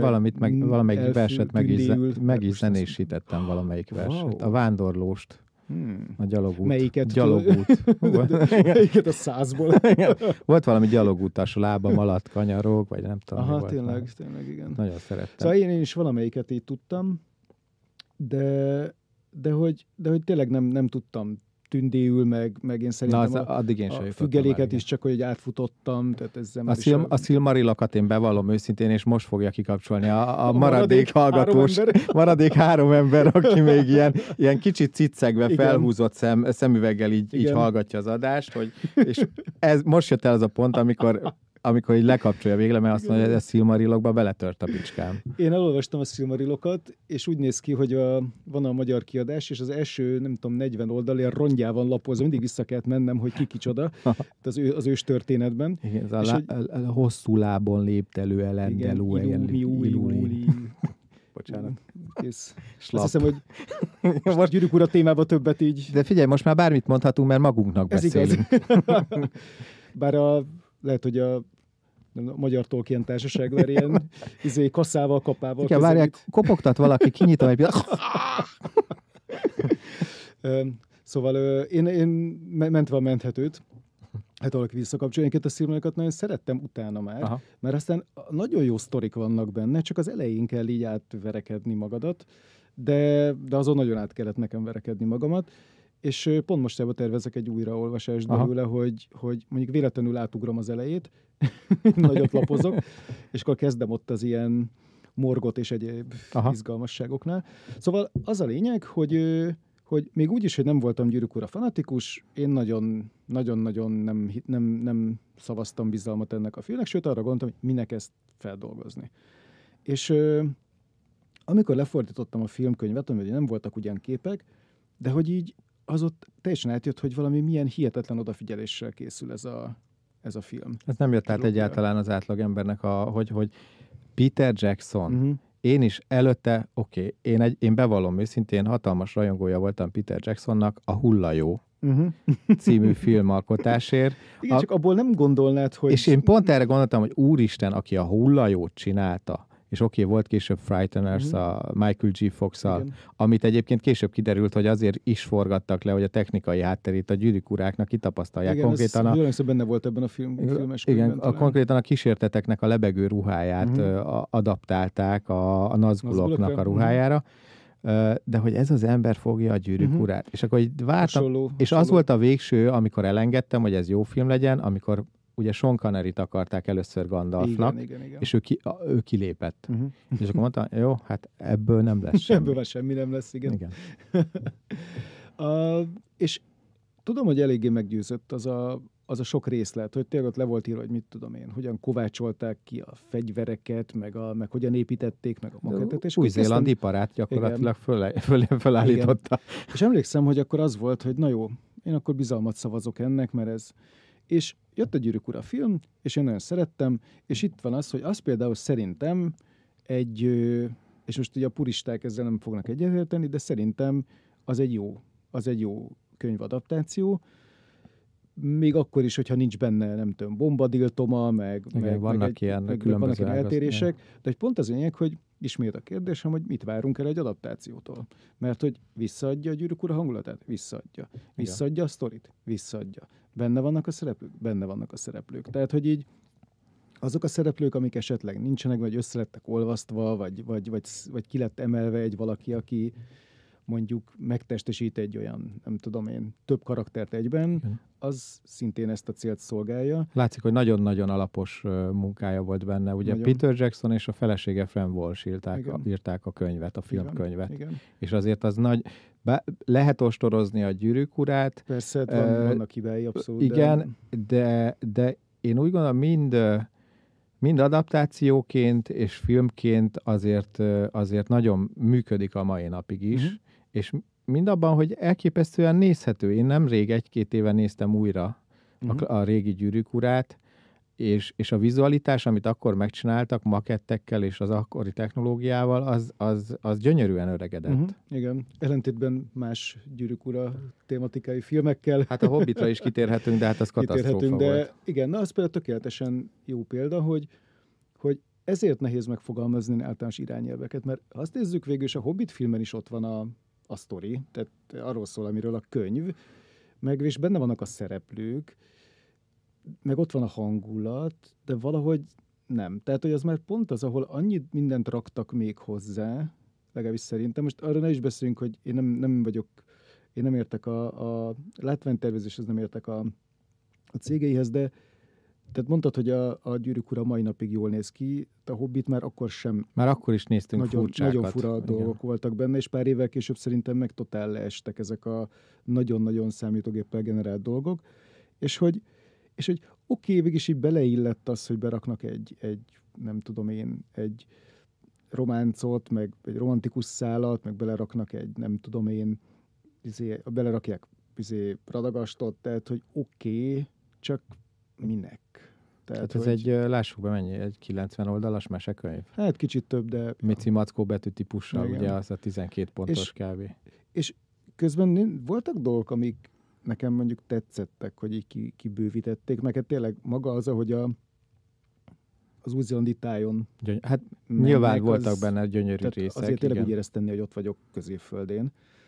De hogy ott az a recept, tehát fogták azt a receptet, ami Gyűrűk Urában bevált, és valahogy így, nem tudom, túlfűszerezték, vagy túl sok lett benne a víz, vagy, tehát hogy így nem állt össze. Valahogy úgy van, mint tehát kötődhet ez egy kicsit a életkorhoz is, mert ugye Peter Jackson, amikor fiatal volt és lelkes, valahogy az akaratát át tudta vinni a nagy kiadókon, vagy a filmes cégeken. Egyrészt engedték, hogy Új-Zélandon legyen a gyártás, rábíztak ennyi pénzt, meggyőzte őket úgy, hogy leforgatott előtte más filmet. Tényleg úgy gondolták, és harcolt azért, hogy átvigye az ő sztoriát. És valahogy erre a Hobbitra olyan, mintha ilyen öregebb lett, kicsit jobban elfogadja azt, amit a stúdió mond, tehát, hogy miért kell 3 részre kihúzni ezt a rövid, miért kell ezt belerakni, azt belerakni, akkor még utána ugye mondta, hogy iszonyatosan a határidők nagyon kötötték, és ezért is folyamattak ahhoz, mert úgy jó ötletnek látszott, hogy számítógépet használjanak nagyon sok jelenetben. Tehát egy csomó olyan döntést hozott így, mennyit gyakorlatilag 10 évre rá, vagy 20 évre rá? Hát pillanat, nem 10-valamennyi. Mindegy, 10 sok évre rá, mint hogyha ilyen... Igen, tehát mint hogyha így elfelejtette volna, hogy milyen volt annak idején. És azért érdekes, hogy nekem a Hobbit egyébként így nem tetszik, de hogy elfben nekem tetszenie kellett volna, ugyanis 12-es, bocsánat, 12-es, tehát 12 évre rá, tehát sőt, még 2000 valahányban még javába forgatták a Gyűrűk urát, tehát ez nem volt egy olyan nagy... Nem. És hogy alapvetően én pont a Gyűrűk uránál nekem tetszett, hogy visszakapom a könyvet, de hogy én azóta például egy kicsit már, és meg is tudom mondani, hogy engem a sorozatos adaptációk vittek egy kicsit más irányba, hogy most már én nem feltétlenül várom el azt, hogy ugyanazt kapjam kockáról kockára. Igen. De lehet, hogy azért, mert sorozatnál mást várok el. A Gyűrűk uránál kifejezetten örültem, hogy az lett, amit én olvastam a könyvben, de ugye annyira nem vagyok purista, hogy zavarjanak a kis változtatások. A Hobbitot kifejezetten nem szerettem, bár voltak részei, amikre én nagyon, nem tudom, tehát jól emlékszem vissza. Az egy nagyon jó film lehetett volna. Tehát nekem igazándiból a legelső résszel, az Unexpected Journey-vel volt a legkevesebb problémám. Nekem is. Én azt kétszer is megnéztem, és azt lehet mondani, hogy élveztem, és nagyon vártam, hogy na most hogy lesz tovább. A másikból semmire nem emlékszem. És ez nem igaz, mert nem, ott még nincs is sárkány, ugye? De már előtték talán a végén. Nem. Lehet. De a sárkány az jó volt. De így látod, nálam is összefolyt a 2 és a 3. Igen. És utána a harmadik meg egy nagy csata, ami ugye a könyvben azt nem is látjuk. És ezt mondom, hogy amúgy nekem Elvisíkon nincs az a kifogásom, hogy megmutatják nekem az 5 sereg csatáját, de nem hiányzik, ha nem mutatják meg, de ha megmutatják, akkor legyen valami. Tehát, hát ha visszaemlékszünk a Helmszurdok-beli csatát, ahogy megmutatták, talán mindenkiben jobban megmaradt a második Gyűrűk ura részben a Helmszurdok csatája, igen, mint a harmadikban az epikus városrom. Egyébként bennem határozottan, igen. De hát az annyira gyönyörűen föl volt építve, hogy gyerekkorom meghatározó egyik regénye a Egri csillagok volt, ami inkább fikciós, mint történelmi regény, de hogy csak ahhoz tudnám hasonlítani, hogy ennyire szeretem. Jó hasonlat. És tehát most már Elvisíkon sokkal elnézőbb lennék a Hobbit-féle iránnyal, és tök megértem, ha egy puristának ez nem tetszik, mert azt is az voltam, tehát, hogy tényleg így, nem tudom, ma már úgy gondolom, és most ismét vissza fog kanyarodni egy olyan alapanyaghoz, amit én fordítok, ezért eléggé komoly rálátásom van, ez a Walking Dead képregény, aminek a magyar verzióját most már nem több mint 10 éve, vagy nagyjából 10 éve csinálom. És hát én a sorozatot a 7. évadig teljesen epizódra követtem, ott aztán elváltak útjaink, de például a Walking Dead az a fajta sorozat, ami úgy adaptálja az alapanyagot, hogy gyakorlatilag megvannak a fő csapásirányok, megvannak a főbb szereplők, de az, hogy pontosan mikor és hogy mi történik, hogy pontosan kivel történik, az már nincsen kőbevésve. És nekem már rá kellett jönnöm, hogy én ezt én szeretem. Lepjenek meg. Tehát, hogyha már olvastam az alapanyagot, hogy ismerem, így tudok még egyszer szórakozni rajta, mert nem tudok előre nyilván a nagyobb fordulatokat tudom. Tudom, hogy az adott főszereplőkkel körülbelül mi lesz, de aztán a Walking Dead ezt is felrúgta, és én ezt nem bántam annyira. De hogy szereplők olvadnak más szereplőkbe, vagy máskor bukkannak elő, más helyzetekben, de a szerepük hasonló. Vannak bizonyos ilyen csomópontok, amik ugyanazok, mint a képregényben. A főgonoszok ugyanazok, de hogy mindig kicsit más. És így rá kellett jönnöm arra, hogy nekem ma már ez sokkal többet ad, mint egy teljesen képkockahű adaptáció. De tök megértem egyébként, hogyha valaki meg továbbra is azt szereti, hogy legyen az, ami ott le van írva, le van rajzolva. És tényleg lehet, hogy ez egy ilyen sorozatos dolog, mert mondjuk egy film az mondjuk legyen max. 2,5 óra, oké. De mondjuk megint más, mint hogy még éveken át miért kövessek olyasmit, amit én már ismerek. Igen. Tehát akkor valami legyen, ami bent tart. Akkor legyen az, hogy lepjetek meg. Még engem is.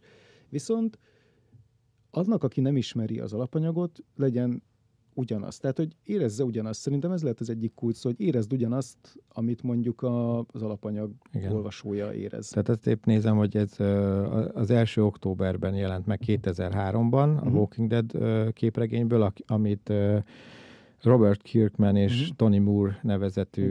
Tehát Tony Moore rajzolta, ha jól látom. Hát az első hatot. Igen, és ott láttam, hogy itt van a sztoriban néhány törés, meg átvették. Az Image Comics adta ki, amiről szintén beszéltünk az előadásban Herbie-ékkel, és tegyük azt hozzá, hogy valószínűleg azért készülhetett ebből adaptáció, mert volt akkoriban egy hatalmas föllángolása a zombi filmeknek. Igen, hát plusz Frank Darabont. És Frank Darabont, akiről szintén beszéltünk most az adásban kicsit korábban, aki a Reményrabjait adaptált a filmre, ő lett fölkérve talán arra, hogy rendezze a sorozatot. Talán ő, lehet, hogy ez neki talán még egy ilyen saját lelkesedés. Tehát, hogy ő neki ezt tetszett. Biztos. De az biztos, hogy érződött az odafigyelés. És mondjuk az első évad még kifejezetten képregényhű. Igen. Olyan értelemben, hogy de már ott is van olyan rész, amit például maga a Kirkman írt, ami nincs a képregényben, és teljesen szépen hozzáad és bővít az alapanyagon. De ott még viszonylag követik, főleg azért, mert még tényleg ilyen nagyon szűk keretek között mozogtak. A második évad is nagyjából, és onnantól, hogy így több pénzük lett, mert sikeres lett, onnantól így azért sokkal jobban eltértek de a filmes, tehát a sorozatnál is, ha jól emlékszem, volt egy szakadás Frank Darabonttal, mert, igen, még a mert ő ott hagyta a produkciót, vagy kirakták. Igen, vagy kirakták, vagy azóta még a mai napig pereskednek talán. Aha. Tehát, hogy ez még elég régen volt. És akkor mindenki egy kicsit el is temette, de aztán jött egy új showrunner, és ő szerintem tök jól összekapta. És akkor szerintem több évig nagyon... Én elég sok évadot néztem, talán 5. vagy 6-nál adtam föl, megmondom, nekem elegem lett ebből. Hát én is besokaltam. De nagyon sokáig egészen jól feltartotta az érdeklődést, és izgalmas volt. Igen, kifejezetten. És például a Walking Dead sorozat, mert a tévésorozat meg tudta azt csinálni, hogy tudod koncentrálni olyan dolgokra, amik az alapanyagban nincsenek annyira kifejtve. Tehát például van a Governor, a kormányzó nevű főgonosz, így ott a 3. évad környékén bukkan fel. Nagyon nem szerettem, igen. De a képregényben egy ilyen sokkal egyszerűbb, ilyen fekete-fehér, nagyon ő a gonosz. Aha. És például a tévésorozat, a Governorből mind a színész miatt, aki egy David Morrissey, ha jól emlékszem a nevére, angol színész, mind a megírt figura miatt kapott egy olyan mélységet, ami nem volt meg az alapanyagban, és érdekes módon aztán a Kirkmanék írtak regényeket hozzá, és hát ez ilyen Kirkman és még valaki, ahol például a kormányzónak az előtörténetét fejtették, és például az a figura elméletileg a képregényes kormányzó, de hát sokkal inkább a tévésorozatos kormányzónak a komplexitása. Oda-vissza hatott a dolog? Szerintem igen. Hát és ő egy meghatározó főgonosz volt. Utána akik jöttek főgonoszok, sokkal inkább ilyen fizikalitásra épülők. Igen, Negan az, aki a képregényben is nagyon jó. Szerintem egyébként a képregényben talán Negan az jobb. Aha. Mert szerintem nagyon... Ő a baseball ütős. Igen. Szerintem nagyon jó a tévésorozatos Negan egyébként, csak talán a képregényben van tehát a képregénynek a rajzoltsága egy kicsit tompítja. Tehát a Negan a képregényben néha már inkább komikus, de úgy komikus, hogy félsz tőle. De ez a komikusság, ez nem annyira jön át a sorozatban. Pedig mondom, a színész az szerintem zseniálisan jól játsza, és de valahogy ott nem tompítja semmi azt a zsigeri utálatot, amit érzel iránta. A képregényes Negan meg egy ponton egészen, hát szimpatikus sosem lesz, de vicces néha tud lenni. Aha. A maga nagyon torz módján. Szóval a Walking Dead feldolgozás, adaptáció az például annak a példája, amikor az alaptémák megmaradnak, az alapütemek megvannak, de nem szolgáljan követi kockáról kockára. És mondjuk akkor a Sin City, ami ugye meg film és képregényfeldolgozás, hát ott nem csak, hogy, tehát ott tényleg szó szerint kockánként gyakorlatilag stripről stripre lehet így mondani. Igen. Egy az egybe a képek. Ami egyébként én azt mondom, hogy egyszer jó volt, de például a Sin City 2-nél nekem ez már nem működött. A Sin City 2 az már ilyen elengedős volt nekem. Az valamiért annyira nem jött be, de az első, amit Robert Rodriguez rendezett, ugye, Szerintem a másikat is ő rendezte. Szerintem igen. Talán rossz nyelvek szerint, mintha Tarantino is beszólogatott volna? Tarantino egy jelenetet rendezett, tehát ő azt hiszem, oda is van írva rendesen. Tehát, hogy... Arra már nem emlékeztem pontosan, de ezt ilyen 2005 körül, ha jól emlékszem, talán igen. Mutatták be, és akkor mindenképp ezzel úgymond filmes esztétikumával így berobbant a filmadaptációk közé, mert követte a képregényről, ugye azt lehet tudni, hogy egy fiktív, tehát maga a bűn allegóriája a város a képregényben, amit megszemélyesít, és él, és benne a szereplők minden. Fekete-fehérben rajzolja, ugye, és csak bizonyos képkockákban, amikor nagyon rá akar erősíteni dolgokra, akkor emel ki színekkel dolgokat. Szint, igen. És ugyanezt így egy az egybe átvette. De a beállítás, tényleg gyakorlatilag egy nagyon markáns stílusú képregény van kockáról kockára elültetve, ami meg a Sin City-nek jól állt. De hogy a másik részt úgy éreztem, hogy ez ilyen egyszeri poén, leges nekem. Igen. Tehát, hogy én nem biztos, hogy szeretném azt, hogy akkor innentől mindent így csináljanak meg. Talán az volt még akkor ez a divat hullám, hogy akkor volt ugye a 300 feldolgozás igen, is annak a környékén, a Watchmen, igen. és ezek nagyon-nagyon azt próbálták megvalósítani, amit a képregénykockákban is lát az ember. Hát egy az egyben ugyanazok a beállítások, ugyanazok a dialógusok, és egyszer működött, hogy például én mondjuk nem tudom, milyen a Watchmen, hogyha az ember nem ismeri az alapanyagot, mert én azt nagyon szerettem, azt a képregényt. Így, mint ahogy nem tudom, a Sin City valószínűleg ugyanolyan, mint ha a képregényt olvasnám. Nekem a Sin City teljesen ugyanolyan, mint a képregény. A Watchmennél már szerintem nem pont ugyanolyan, mert a képregényben ott azért nagyon sok olyasmi van, ami megint ugyanaz, amit Kingnél emlegettünk, hogy ott sokat vagy a szereplők fejében, bármennyire is képregény.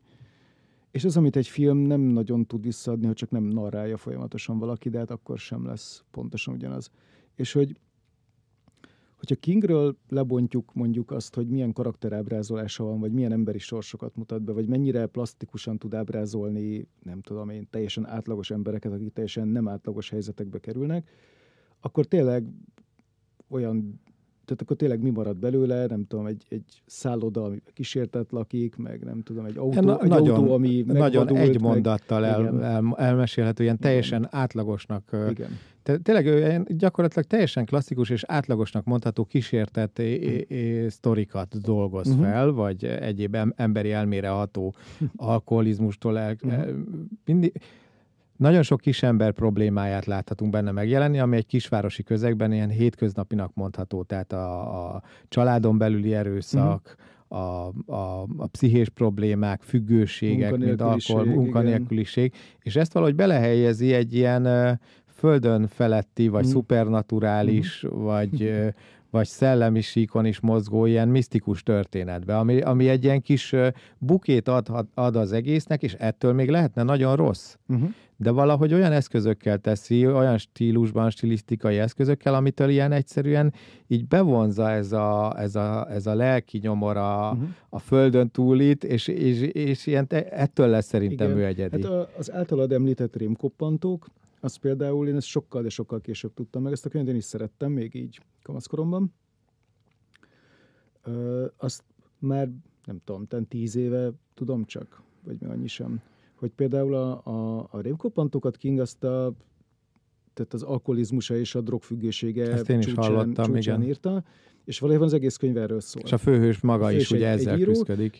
Csak ott igazából nem ezzel küzd, tehát nem közvetlenül, nem úgy, mint a ragyogásban, hogy az alkohollal küzdik a főhőse, hanem ez úgy van megjelenítve, hogy van egy űrhajó a föld alatt, ami ilyen telepatikusan így átveszi az uralmat így a környék felett, például az író elméje felett, meg kezdi megváltoztatni testileg, amit a legijesztőbb része igen, tehát amikor így kezd így megváltozni a teste, és kihullanak a fogai, az mai napig megvan. Fürdőszobába kiszedi a fogait. Igen, igen.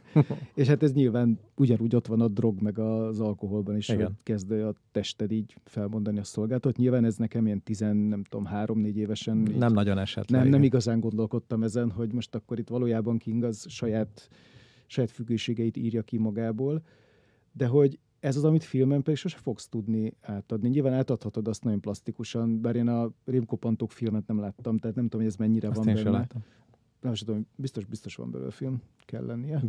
Biztos, hogy van, hát ugye mindent megfilmesítettek, amit írt.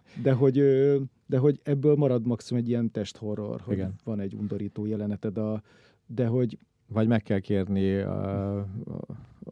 mondd már, aki rendezte a Félelem és rettegés Las Vegasban, hogy ő vigye, Terry Gilliam megoldja ezt. Egy Terry Gilliam-féle King adaptáció. Azért az úgy, igen. Mindenképp hívnám az ügyvédemet.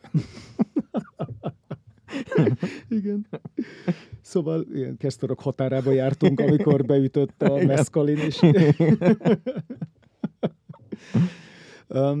Szóval, hogy én úgy gondolom, hogy vannak bizonyos rétegek, amiket egyszerűen nem lehet megfilmesíteni, és erre az egyik példám egyébként, amit mi már emlegettünk itt az adás előtt, az Érkezés, az Arrival című film. Igen, azt te fordítottad. Az eredetiét én fordítottam, az egy Ted Chiang nevű zseniálisan jó science fiction szerző novellájából készült, amelyként az a cím, hogy Story of Your Life, az Életed története néven jött ki magyarul. Novellás kötetben? Vagy? Ez az Életed története című novellás kötetben jelent meg, ami aztán megjelent újra Érkezés és más történetek címen, ugye a filmhez igazodva. Az egy olyan novella, ami szerintem teljesen megfilmesíthetetlen. Én emlékszem, amikor lefordítottam azt a novellát a kötetbe, akkor lehetett tudni, lesz belőle film. És emlékszem, hogy így teljesen nem értettem, hogy ebből. Tehát az alapanyag az egy nyelvész sci-fi. Tehát abban a történetben egyrészt, és mindjárt fogok is kérdezni tőled, mert nem tudom, te olvastad a novellát. Hát én most sajnos nem. Tökéletes. Mert itt most az adaptáció kapcsán ez szerintem egy nagyon fontos. A filmet láttam, megmondom, ugye Villeneuve filmje, Denis Villeneuve, ha franciásan Denis Villeneuve, vagy Denis Villeneuve, ki hogyan ejti. Én is tudom, mert ő meg kanadai, ugye? Igen, és de hogy ő franciául jobban beszél, mint angolul, mert mindenki, tehát pont az Arrival kapcsán a főszereplő próbált vicceskedni. Jeremy Renner a forgatás közben, és hát a Denis Villeneuve, ő elképesztően lekiabálta, hogy ezt hogy képzeli, és szegénytől ezt jobban beindította, mert hogy mindezt ilyen franciás kiejtéssel nagyon rossz angolul tette. És ő szegényem elkezdett még jobban ettől nevetni, aminek az lett a következménye, hogy az aznapi napról ő ki lett tiltva. Jaj. Tehát, és nem tudott ezzel mit tenni. Szóval ő kanadai, és valószínű franciául beszél jobban. Én azt látom, hogy a film forgatókönyvét egy Eric Heiserer nevezetű úriember írta, aki volt a forgatókönyvírója. Igen, és gyorsan hozzá is teszem, hogy én a filmet nagyon szeretem, és szerintem nagyon-nagyon kihagyhatatlan, hogyha adaptációkról beszélünk. Bocsánat, én megvallom őszintén, nekem nem ez a kedvenc Villeneuve filmem. De mindenképp azt elismerem, hogy amikor megnéztem, és kijöttem a moziból, akkor nagyon konkrétan a hatása alatt voltam nagyon hosszú ideig, és így át kellett gondolni magamban az egészet. Hogy én a mai napig, főleg, hogy a zenét hallgatom. A zené az zseniális. Mai napig van, ami konkrét jeleneteket idéz fel bennem, és így ilyen pozitív értelemben leszek libabőrös.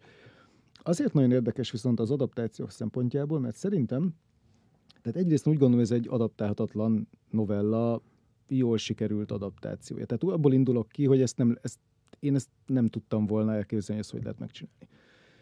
Viszont nem is sikerült szerintem teljesen. Amit viszont elvesztett, azt a film hozzá is tette. Tehát csak hogy nagyon tömören összefoglaljuk, ugye ez az életed története, a novella, az egy nyelvésznek a már nagyon nehéz is beszélni róla, mert egy nagyon furcsán megírt beszámolója. A novella az egyszerre íródik, tehát a novella az tényleg az életed története, valaki beszél valakihez. Ráadásul jövő időben. Így indulunk, hogy nem tudom én, amikor apáddal most nem fogom tudni fejből idézni, meg kicsit régen volt, de nem tudom, amikor apád megkéri a kezemet, vagy amikor apáddal a tornácon állunk. Tehát eléggé belövi, hogy itt most egy édesanyja beszél a gyerekéhez, de úgy, hogy a jövő időben. És akkor közben váltakoznak múltidejű részekkel, ami a heptapod nevű idegenfaj érkezése a Földhöz, akikkel nem tudnak az emberek kommunikálni, ezért ilyen tímeket szerveznek össze, köztük a narrátorunkkal, aki egy nyelvész. És tulajdonképpen a novella az a kapcsolatfelvételről szól, és ez egy nyelvész sci-fi. Tehát nyelvészkednek benne. Hosszú-hosszú oldalakon keresztül. Elképzelni nem tudtam, hogy ebből hogy lehet bármit csinálni, főleg úgy, hogy igencsak komoly jelentősége van a nyelvészkedésnek, és annak, hogy milyen időben van megírva a regény. És ugye a film, az tulajdonképpen ugyanez, idegenek érkeznek a földre, megjelennek a hajóik, nem lehet velük kommunikálni, csapatokat szerveznek, és a Amy Adams, ugye?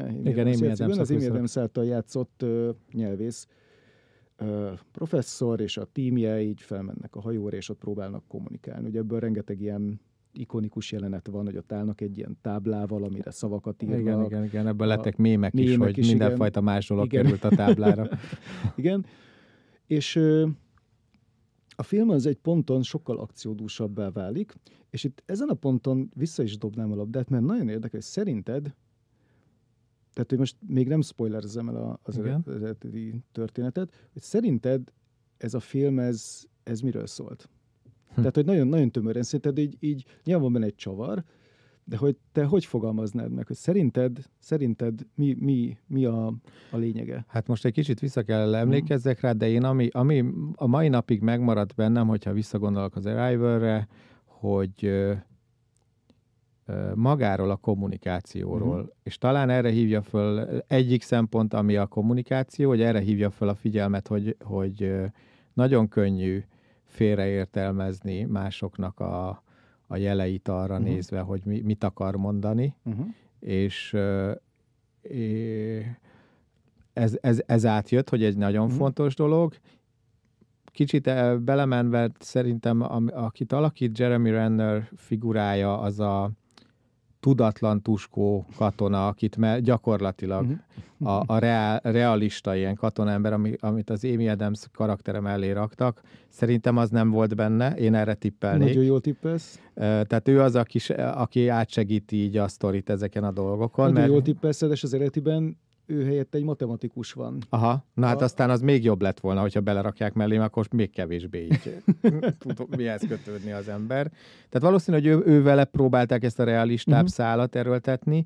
Megmondom őszintén, hogy én emlékszem a filmben is ezekre a jelenetekre, amit utaltál rá, hogy mintha mesélve lenne a dolog, mert hogy ez nem is így jön le, de ugye az Amy Adamsnek vannak ilyen beugró képek, amik megjelennek egy kisgyerek szemszögéből. Igen, közelítünk a lényeghez. És ugye az egész alapvető dolga, tehát ő egy ilyen tehát a főszereplő nőnek, ha jól emlékszem rá, mint hogyha elveszítette volna, vagy valami komoly traumája volt az életben, egyedül él, és ezt próbálja feldolgozni, amikor, tehát ez egész gyerekvállalás körül dolog, ez lejött így a filmbe is. És a végére jön meg ez, hogy ő neki fog születni egy gyereke. Igen. És erről szól igazából az egész. Igen. Plusz ugye a filmben van egy ilyen konfliktus, ugye egy ilyen háborús konfliktus. Hát kvázi ugye, amíg nem tudnak rájönni, hogy mit is akarnak az idegenek, és azt a nyelvész próbálja közvetíteni. Igen. És hogy azt nem tudom, hogy mennyire jön át, hogy a filmben ugye egy ponton tulajdonképpen olyan, mint hogy a főszereplőnk így a jövőbe látna. Tehát, hogy magát az egész konfliktust, azt ő így előre valami mintha lett volna. Bocsánat, nem néztem ezt most újra meg. Na persze, pont ez a lényeg, hogy mennyire máshogy működik ez az adaptációban. Mert az adaptáció, szerintem a filmadaptáció az egy nagyon látványos, nagyon szép, kicsit ilyen akciófilmé, majdnem akciófilmé váló sci-fi. Egy sci-fi történet, igen. Maga a novella pedig, és ez az, én olyan emberekkel néztem a filmet, akik nem ismerték az alapanyagot, és nekik nem volt teljesen egyértelmű, hogy tehát konkrétan, ha jól emlékszem, a legtöbb ismerősöm, akikkel néztem, ők valami olyasmit vettek le, hogy az idegenek, azok a jövőbe látnak, és az idegenek egy ponton így megadják ezt a jövőbe látás képességét a főszereplőnknek, aki ezáltal megakadályozza, hogy egy ilyen háborús konfliktus legyen. A novella az arról szól, mivel egy nyelvész sci-fi, hogy egyáltalán nem tudnak dűlőre jutni a heptapodokkal, és nem értik a nyelvüket semmilyen szinten. És egyszer csak kiderül, hogy azért, mert az idegenek azok tulajdonképpen egyszerre léteznek így az időben. Tehát látják a múltat, a jelentőjövőt, mindent egyszerre, és a nyelvük is ilyen. És a főszereplőnk pedig közben megtanulja a nyelvüket. És amint elsajátítja a nyelvet, onnantól fogva már ő is kiesik az időből. Tehát ezért van az, hogy maga a novella úgy van megírva, elég ilyen mindfuck-szerűen, hogy tulajdonképpen egyszerre játszódik a múltban és a jövőben. Tehát még össze sem jön a gyermeke apjával, de már tudja előre, hogy gyermekük fog születni, akinek elmeséli ezt a történetet, aki meg fog halni. Tehát tulajdonképpen ez, amit ezek a felvillanások a filmben... Akkor innét a tragédia érzet, ami bennem maradt. Abszolút. Csak hogy ez filmen, itt jön ez, hogy ezt szerintem nagyon szépen megpróbálták átadni. De szerintem ezt nem lehet. Ez így nem jött le. Igen. De egyrészt, amit most mondasz, ez a történet, hogy ez a nyelvi mágia, hogy abban a pillanatban, amikor megtanulod a nyelvet, onnantól kezdve már úgy élsz, mint az idegenek, és gyakorlatilag ez egy nagyon szép alapelgondolás. Abszolút. Hogy maga a nyelv az, ami téged lehetővé tesz arra, hogy bizonyos dolgokat meg tudj tenni. Igen, hogy a gondolkodásodat megváltoztatja. És nyilván, mivel ez egy nyelvész sci-fi, nyilván a leírt szövegnek hatalmas jelentősége van. Nem értjük azért, hogy miért van egy jövő idejű szál. És akkor ez így nagyjából összeáll a végére. Nyilván a novellában nincsen háborús konfliktus. Az egész egy nagyon szomorú történet, igazából egy gyermek elvesztéséről úgy, hogy valójában még meg se születik az a gyermek. És egyébként a matematikus figuráját, tehát a könyvben a matematikus lesz a gyermek apja. Tehát a Jeremy Renner karakter, ez tényleg szó szerint behelyettesítik, mert nagy eséllyel ott meg a Jeremy Renner lesz majd, vagy hát igen. lesz a gyermek apja.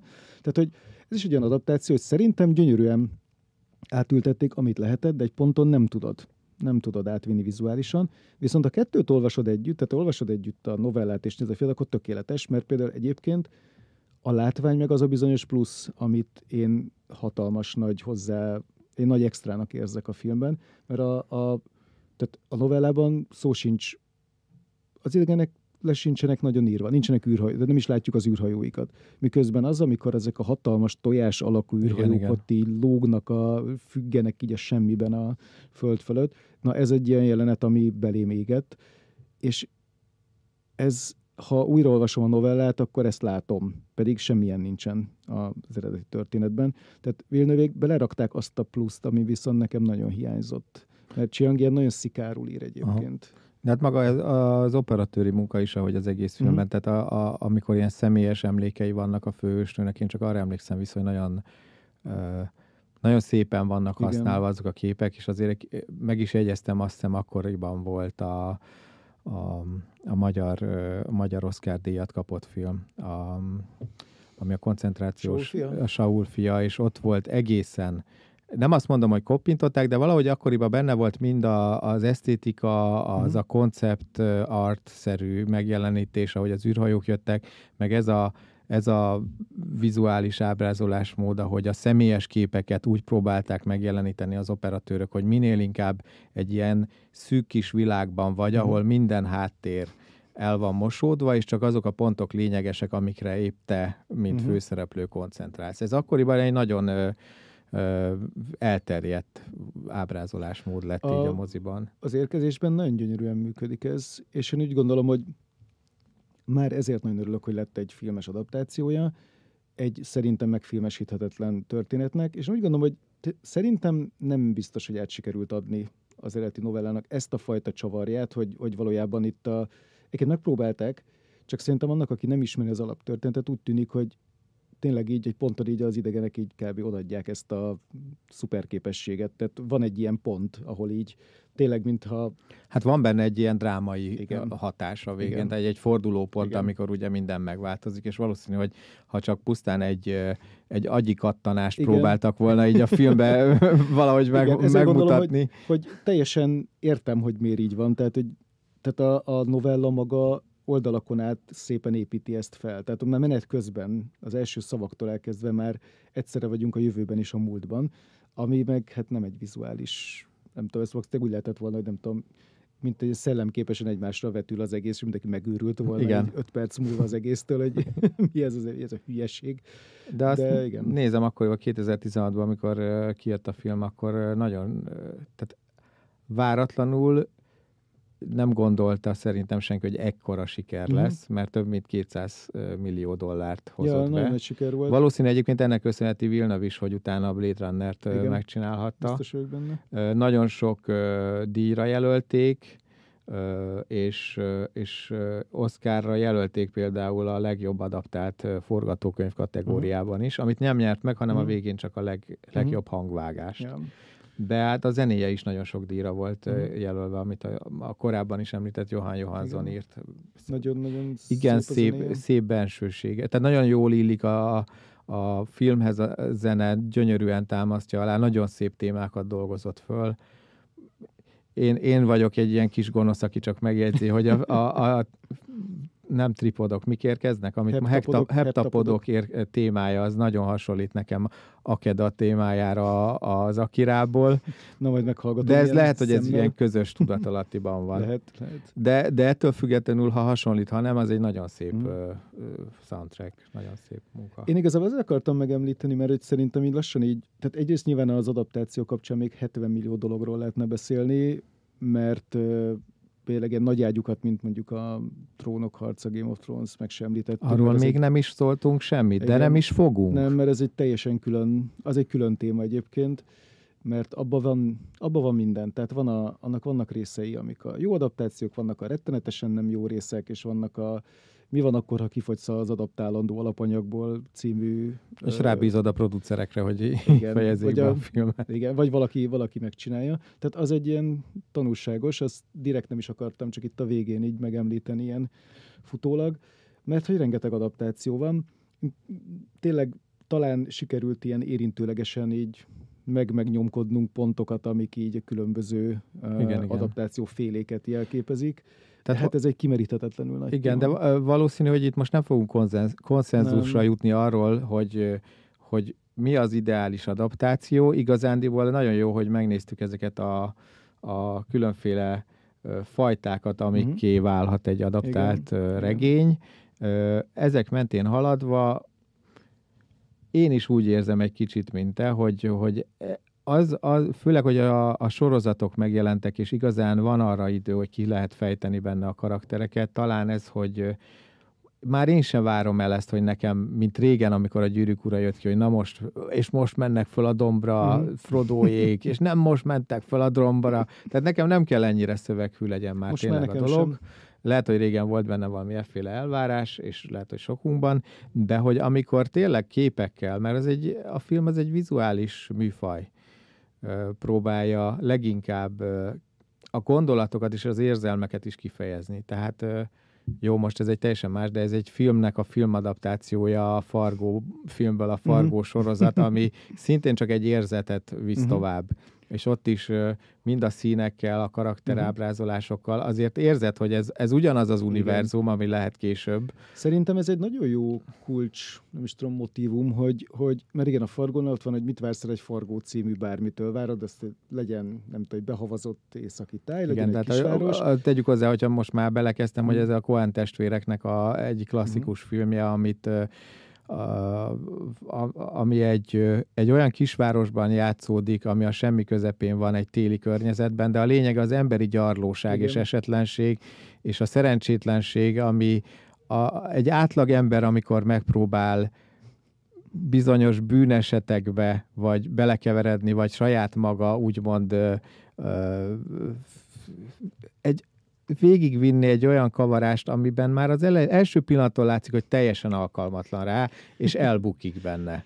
Tökéletesen összefoglaltad, és egyébként a sorozat ugyanezt adja. Igen, és tehát, ez mindig lejön. És szerintem valahol ez lehetne az adaptáció lényege, hogy én most így gondolom, és tényleg én sem gondoltam ezt így. És lehet, hogy egy filmmel sokkal kevésbé vagyok elnéző, mint egy sorozattal, mert a sorozatnak több tere van így lélegezni, nyújtózkodni.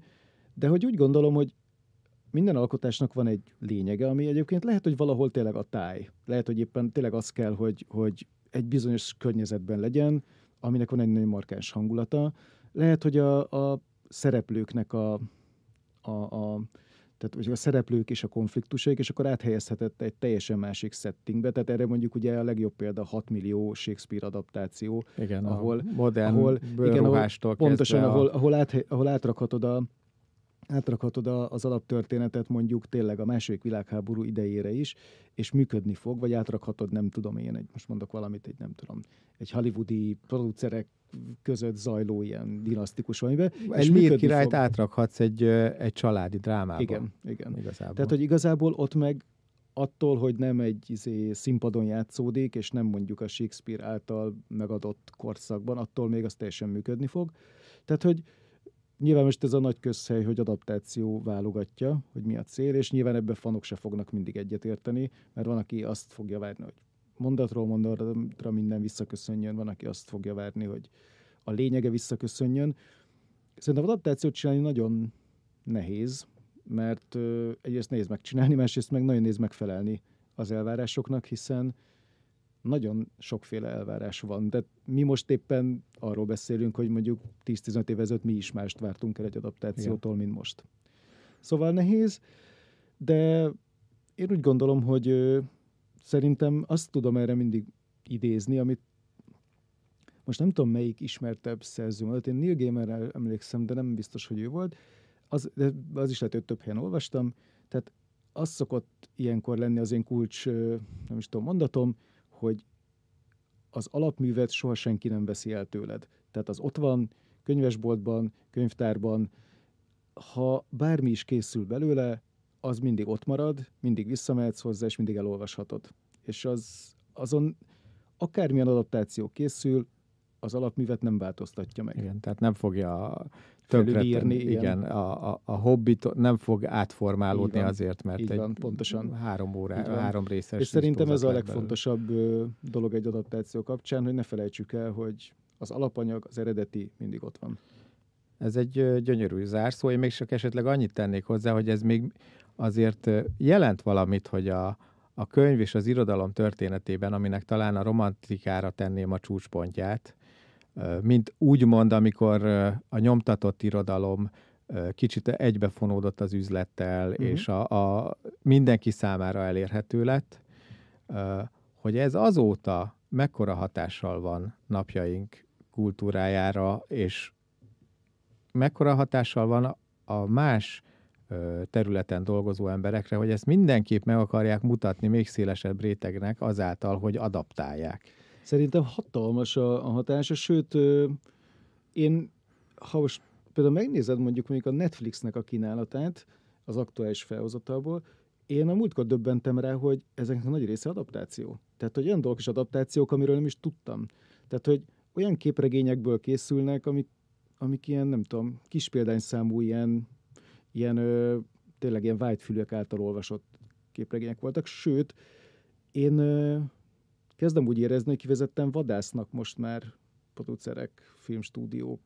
Hát azért a Netflix, lássuk be, egy nagy gyűjtőtégely. Minden előnyével és hátrányával ezek irtózatosan keresik a történeteket. De az HBO-n is egyébként rengeteg adaptáció van. Tehát, hogy az utóbbi évek ilyen ismertebb sorozatai, azok szerintem majdnem mind könyveken alapultak egyébként. Most direkt nem is kezdek bele a címek sorolásában, mert rengeteg lenne. Nagyon sok van. Tehát, ifjúsági regények korszaka krimik, talán már kezd egy kicsit lezáródni. Igen. Volt egy időszak, amikor ez a young adult adaptáció ment. Igen, az hát abból kb. Minden. Nagyon durván. Akkor a classic fantasy, ugye most már nagyon óvatosan bánnak a Trónok harca után bármivel, de nemrég indult az Amazonon a Wheel of Time is. Jövőre jön a Gyűrűk Ura. A Gyűrűk Urából is még próbálnak dobbantani egyet. Igen.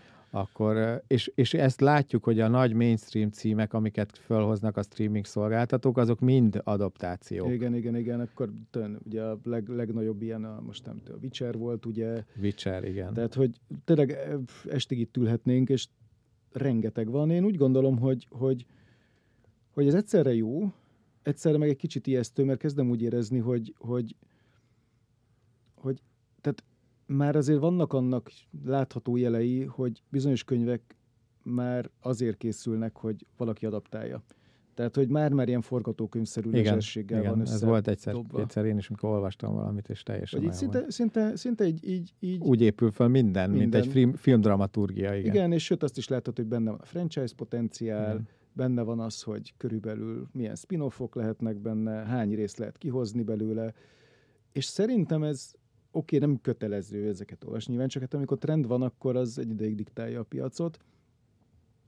És én úgy gondolom, hogy azért az irodalmi alkotás legyen elsősorban irodalmi alkotás, és ne egy félig forgatókönyv, félig pitch. Hát ezek félig... általában én úgy gondolom, hogy nem szoktak tartósak lenni ezek nem, de azért el szoktak belőlük adni elég sokat, mert ugye aztán meg kijön az adaptáció, és ha megnézzük, akkor az megint ugye hat, tehát filmes borítókkal megjelent oda-vissza, könyvek. igen, megugrik. Csak itthon Magyarországon számos olyan könyv van, aminek mondjuk adaptálták az egyik novelláját, vagy magát ezért a regényt, és akkor majd kiadják újra, csak a borítót lecserélik a filmes borítóra. Ja, igen, és ezek igen. számszerűen mérhető pluszokat jelentenek eladásban. Még a Térség sorozatnál ezt nem értük el, hogy nem, a filmből, igaz, de szerintem lassan. Lehet, hogy lesz egy reprint. Lehet, igen.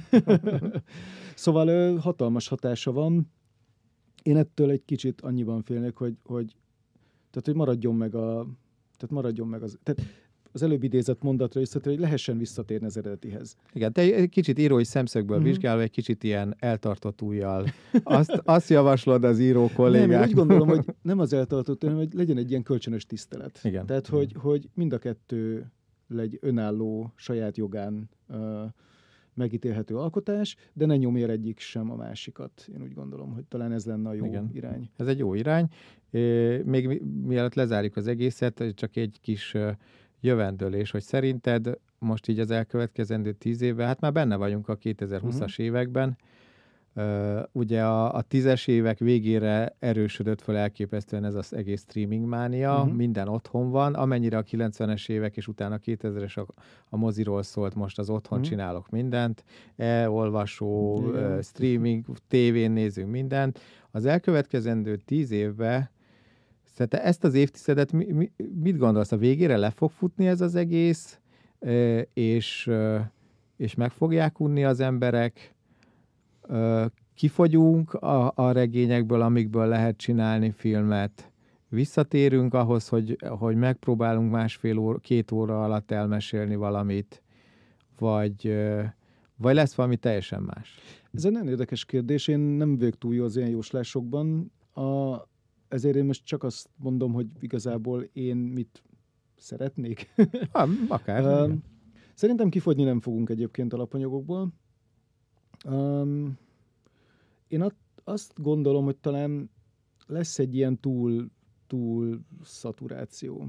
Hogy szerintem így már most szinte képtelenség követni. Én már nem tudom követni a sorozatokat. Tehát, hogy én régen hatalmas sorozatfogyasztó voltam, ilyen 2000-es évek közepétől kezdve, igen. És most már egyszerűen azon, hogy van, amit nem is tudok nézni, vagy nem is akarok nézni. Hát egyszerűen hogy elképesztő időtöltés, hogyha mindent meg akar nézni az ember. Akkor ugyanez az adaptációkban, hogy tényleg sorozatba jövök rá, hogy nem tudom én bizonyos, hogy ennek volt egy képregény eredetije, hogy ennek volt egy regény eredetije, tehát hogy nem is hallottam róla. Nyilván arra jók ezek, hogy ilyenkor felfigyelek rá. Tehát én most például találtam olyan brit krimi sorozatot, amiről sose hallottam volna, ha nem csinál belőle a BBC, azt hiszem, egy sorozatot. Tehát, hogy és elkezdtem, és tök jó. Tehát, hogy így, és ezek nem mostani könyvek. Tehát, hogy van pozitív hatása, tehát én fedeztem már fel az irodalmi műveket az adaptáció miatt. Én úgy gondolom, hogy nyilván lehet, hogy lesz valami teljesen más. A streaming szerintem azért nehéz jósolni, mert ugye, nem tudom, 10 évvel ezelőtt még hol volt a streaming, tehát, hogy még nem volt ez a fajta fajta robbanás. Nem. Jó, a járvány is most jelentősen ráerősített. Én úgy gondolom, hogy én például nagyon sajnálnám, hogyha a streaming megölni a mozit, mert én szeretem a mozi élményt, és tovább is úgy gondolom, hogy bármekkora tévéd van otthon, bármilyen hangrendszered van, bizonyos pontig szerintem azt nem tudja semmi se visszaadni, amikor így beülsz a moziba, így széthúzódik a függöny, és így... Zabálod a popcorn. Azt mondjuk otthon is teheted, de hogy azt az élményt így... És én nem vagyok egy ilyen nagyon-nagyon sokat moziba járó, de vannak filmek, amiket én kivezettem moziban akarok megnézni. És úgy gondolom, hogy bizonyos dolgokra a streaming tökéletes, és bizonyos dolgokra meg nem annyira tökéletes. Én szeretném, hogyha egymás mellett létezne ez a kettő. Tehát, hogy lenne egy ilyen ekvilibrium, és bizonyos dolgok mozira készülnének, és bizonyos dolgok streamingre készülnének. Hát meglátjuk, hogy ez hogy lesz, mert könnyen lehet, hogy ez a streaming lufi fog kipukkadni egy ponton. Tehát, hogy most már mindenki streaming szolgáltatást csinál, mindenki írtózat ki lesz maxolva ez így az elkövetkezendő 2-3 évben. Igen. Tehát lehet, hogy egyszerűen bele fog csömörleni mindenki. Szerintem lesz szerintem most van csömör egyébként. Meg azt is gondolom, hogy nem biztos, hogy ez fenn lehet. Hát jó, rengeteg pénzre fenn lehet tartani. Tehát azt, hogy ilyen mennyiségű tartalom érkezzen minden hónapban bele az arcunkba, az egész hihetetlen. Tehát, hogy nem tudom, hogy ezt fenn lehet tartani így mondjuk minőségromlás nélkül például.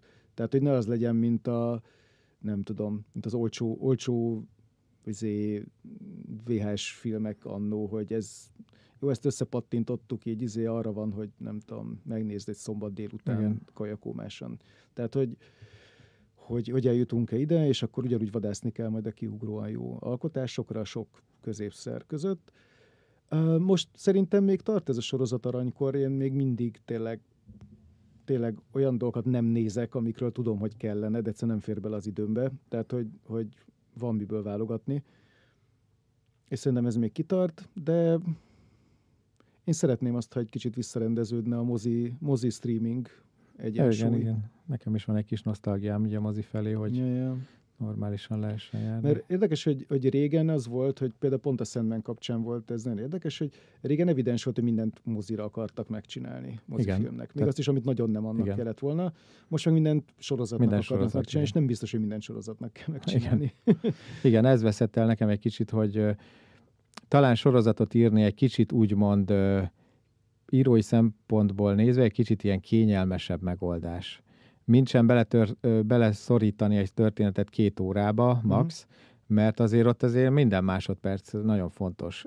Míg egy sorozatnál egy karaktert el tudsz mesélni 8 részen keresztül, persze, hogy miért ilyen. Ennek minden előnye és hátránya megvan. Igen. És mind a kettőt szeretem, és úgy veszem észre, hogy most ez a filmes hossz, ez így el van hanyagolva egy kicsit méltatlanul, el van pocsékolva, teljesen felesleges dolgokra, tehát inkább érdemesebb még egy jó tévéfilmet nézni, mint egy sorozatot. Hát szerintem ez így most így a végén egy ilyen velős összefoglalója lett az egész mai beszélgetésünknek az adaptációról. Köszönöm szépen, hogy itt voltál. Nagyon szépen köszönöm a meghívást itt a szigeten, a pálmafák tövében. Igen, így. Lehet, hogy még később fogunk találkozni, mert szeretnék beszélni később jobban a játék programokról, és azon belül arról, hogy mi miket csinálunk itt a Neocore Games-nél, és te azért elég sok, sőt mondhatni az összes eddig megjelent Neocore Games játéknak az írói, dramaturgiai részéért felelős vagy. Ez így van. Tervezem, hogy a Van Helsingről például készítünk egy kicsit hosszabb beszélgetést. Hát a Van Helsing az egyik szívem csücske projekt volt, szóval. Igen, szerintem mindenki nagyon szereti, aki a közelébe jutott. Én is büszke vagyok rá, zenében is, mind vizualitásban is, amit akkor csinált a Neocore szerintem, és ez a Neocore történetében is egy meghatározó projekt. Abszolút. Tehát én úgy gondolom, hogy van a Neocore-nál a pre és a post Van Helsing korszakok. Sose gondoltam erre így, de nos, van benne valami. Szóval ezt mindenképp majd meg kell beszéljük, de köszönöm addig is, minden jót kívánok mindenkinek. Nagyon szépen köszönöm a meghívást, és sziasztok! Sziasztok!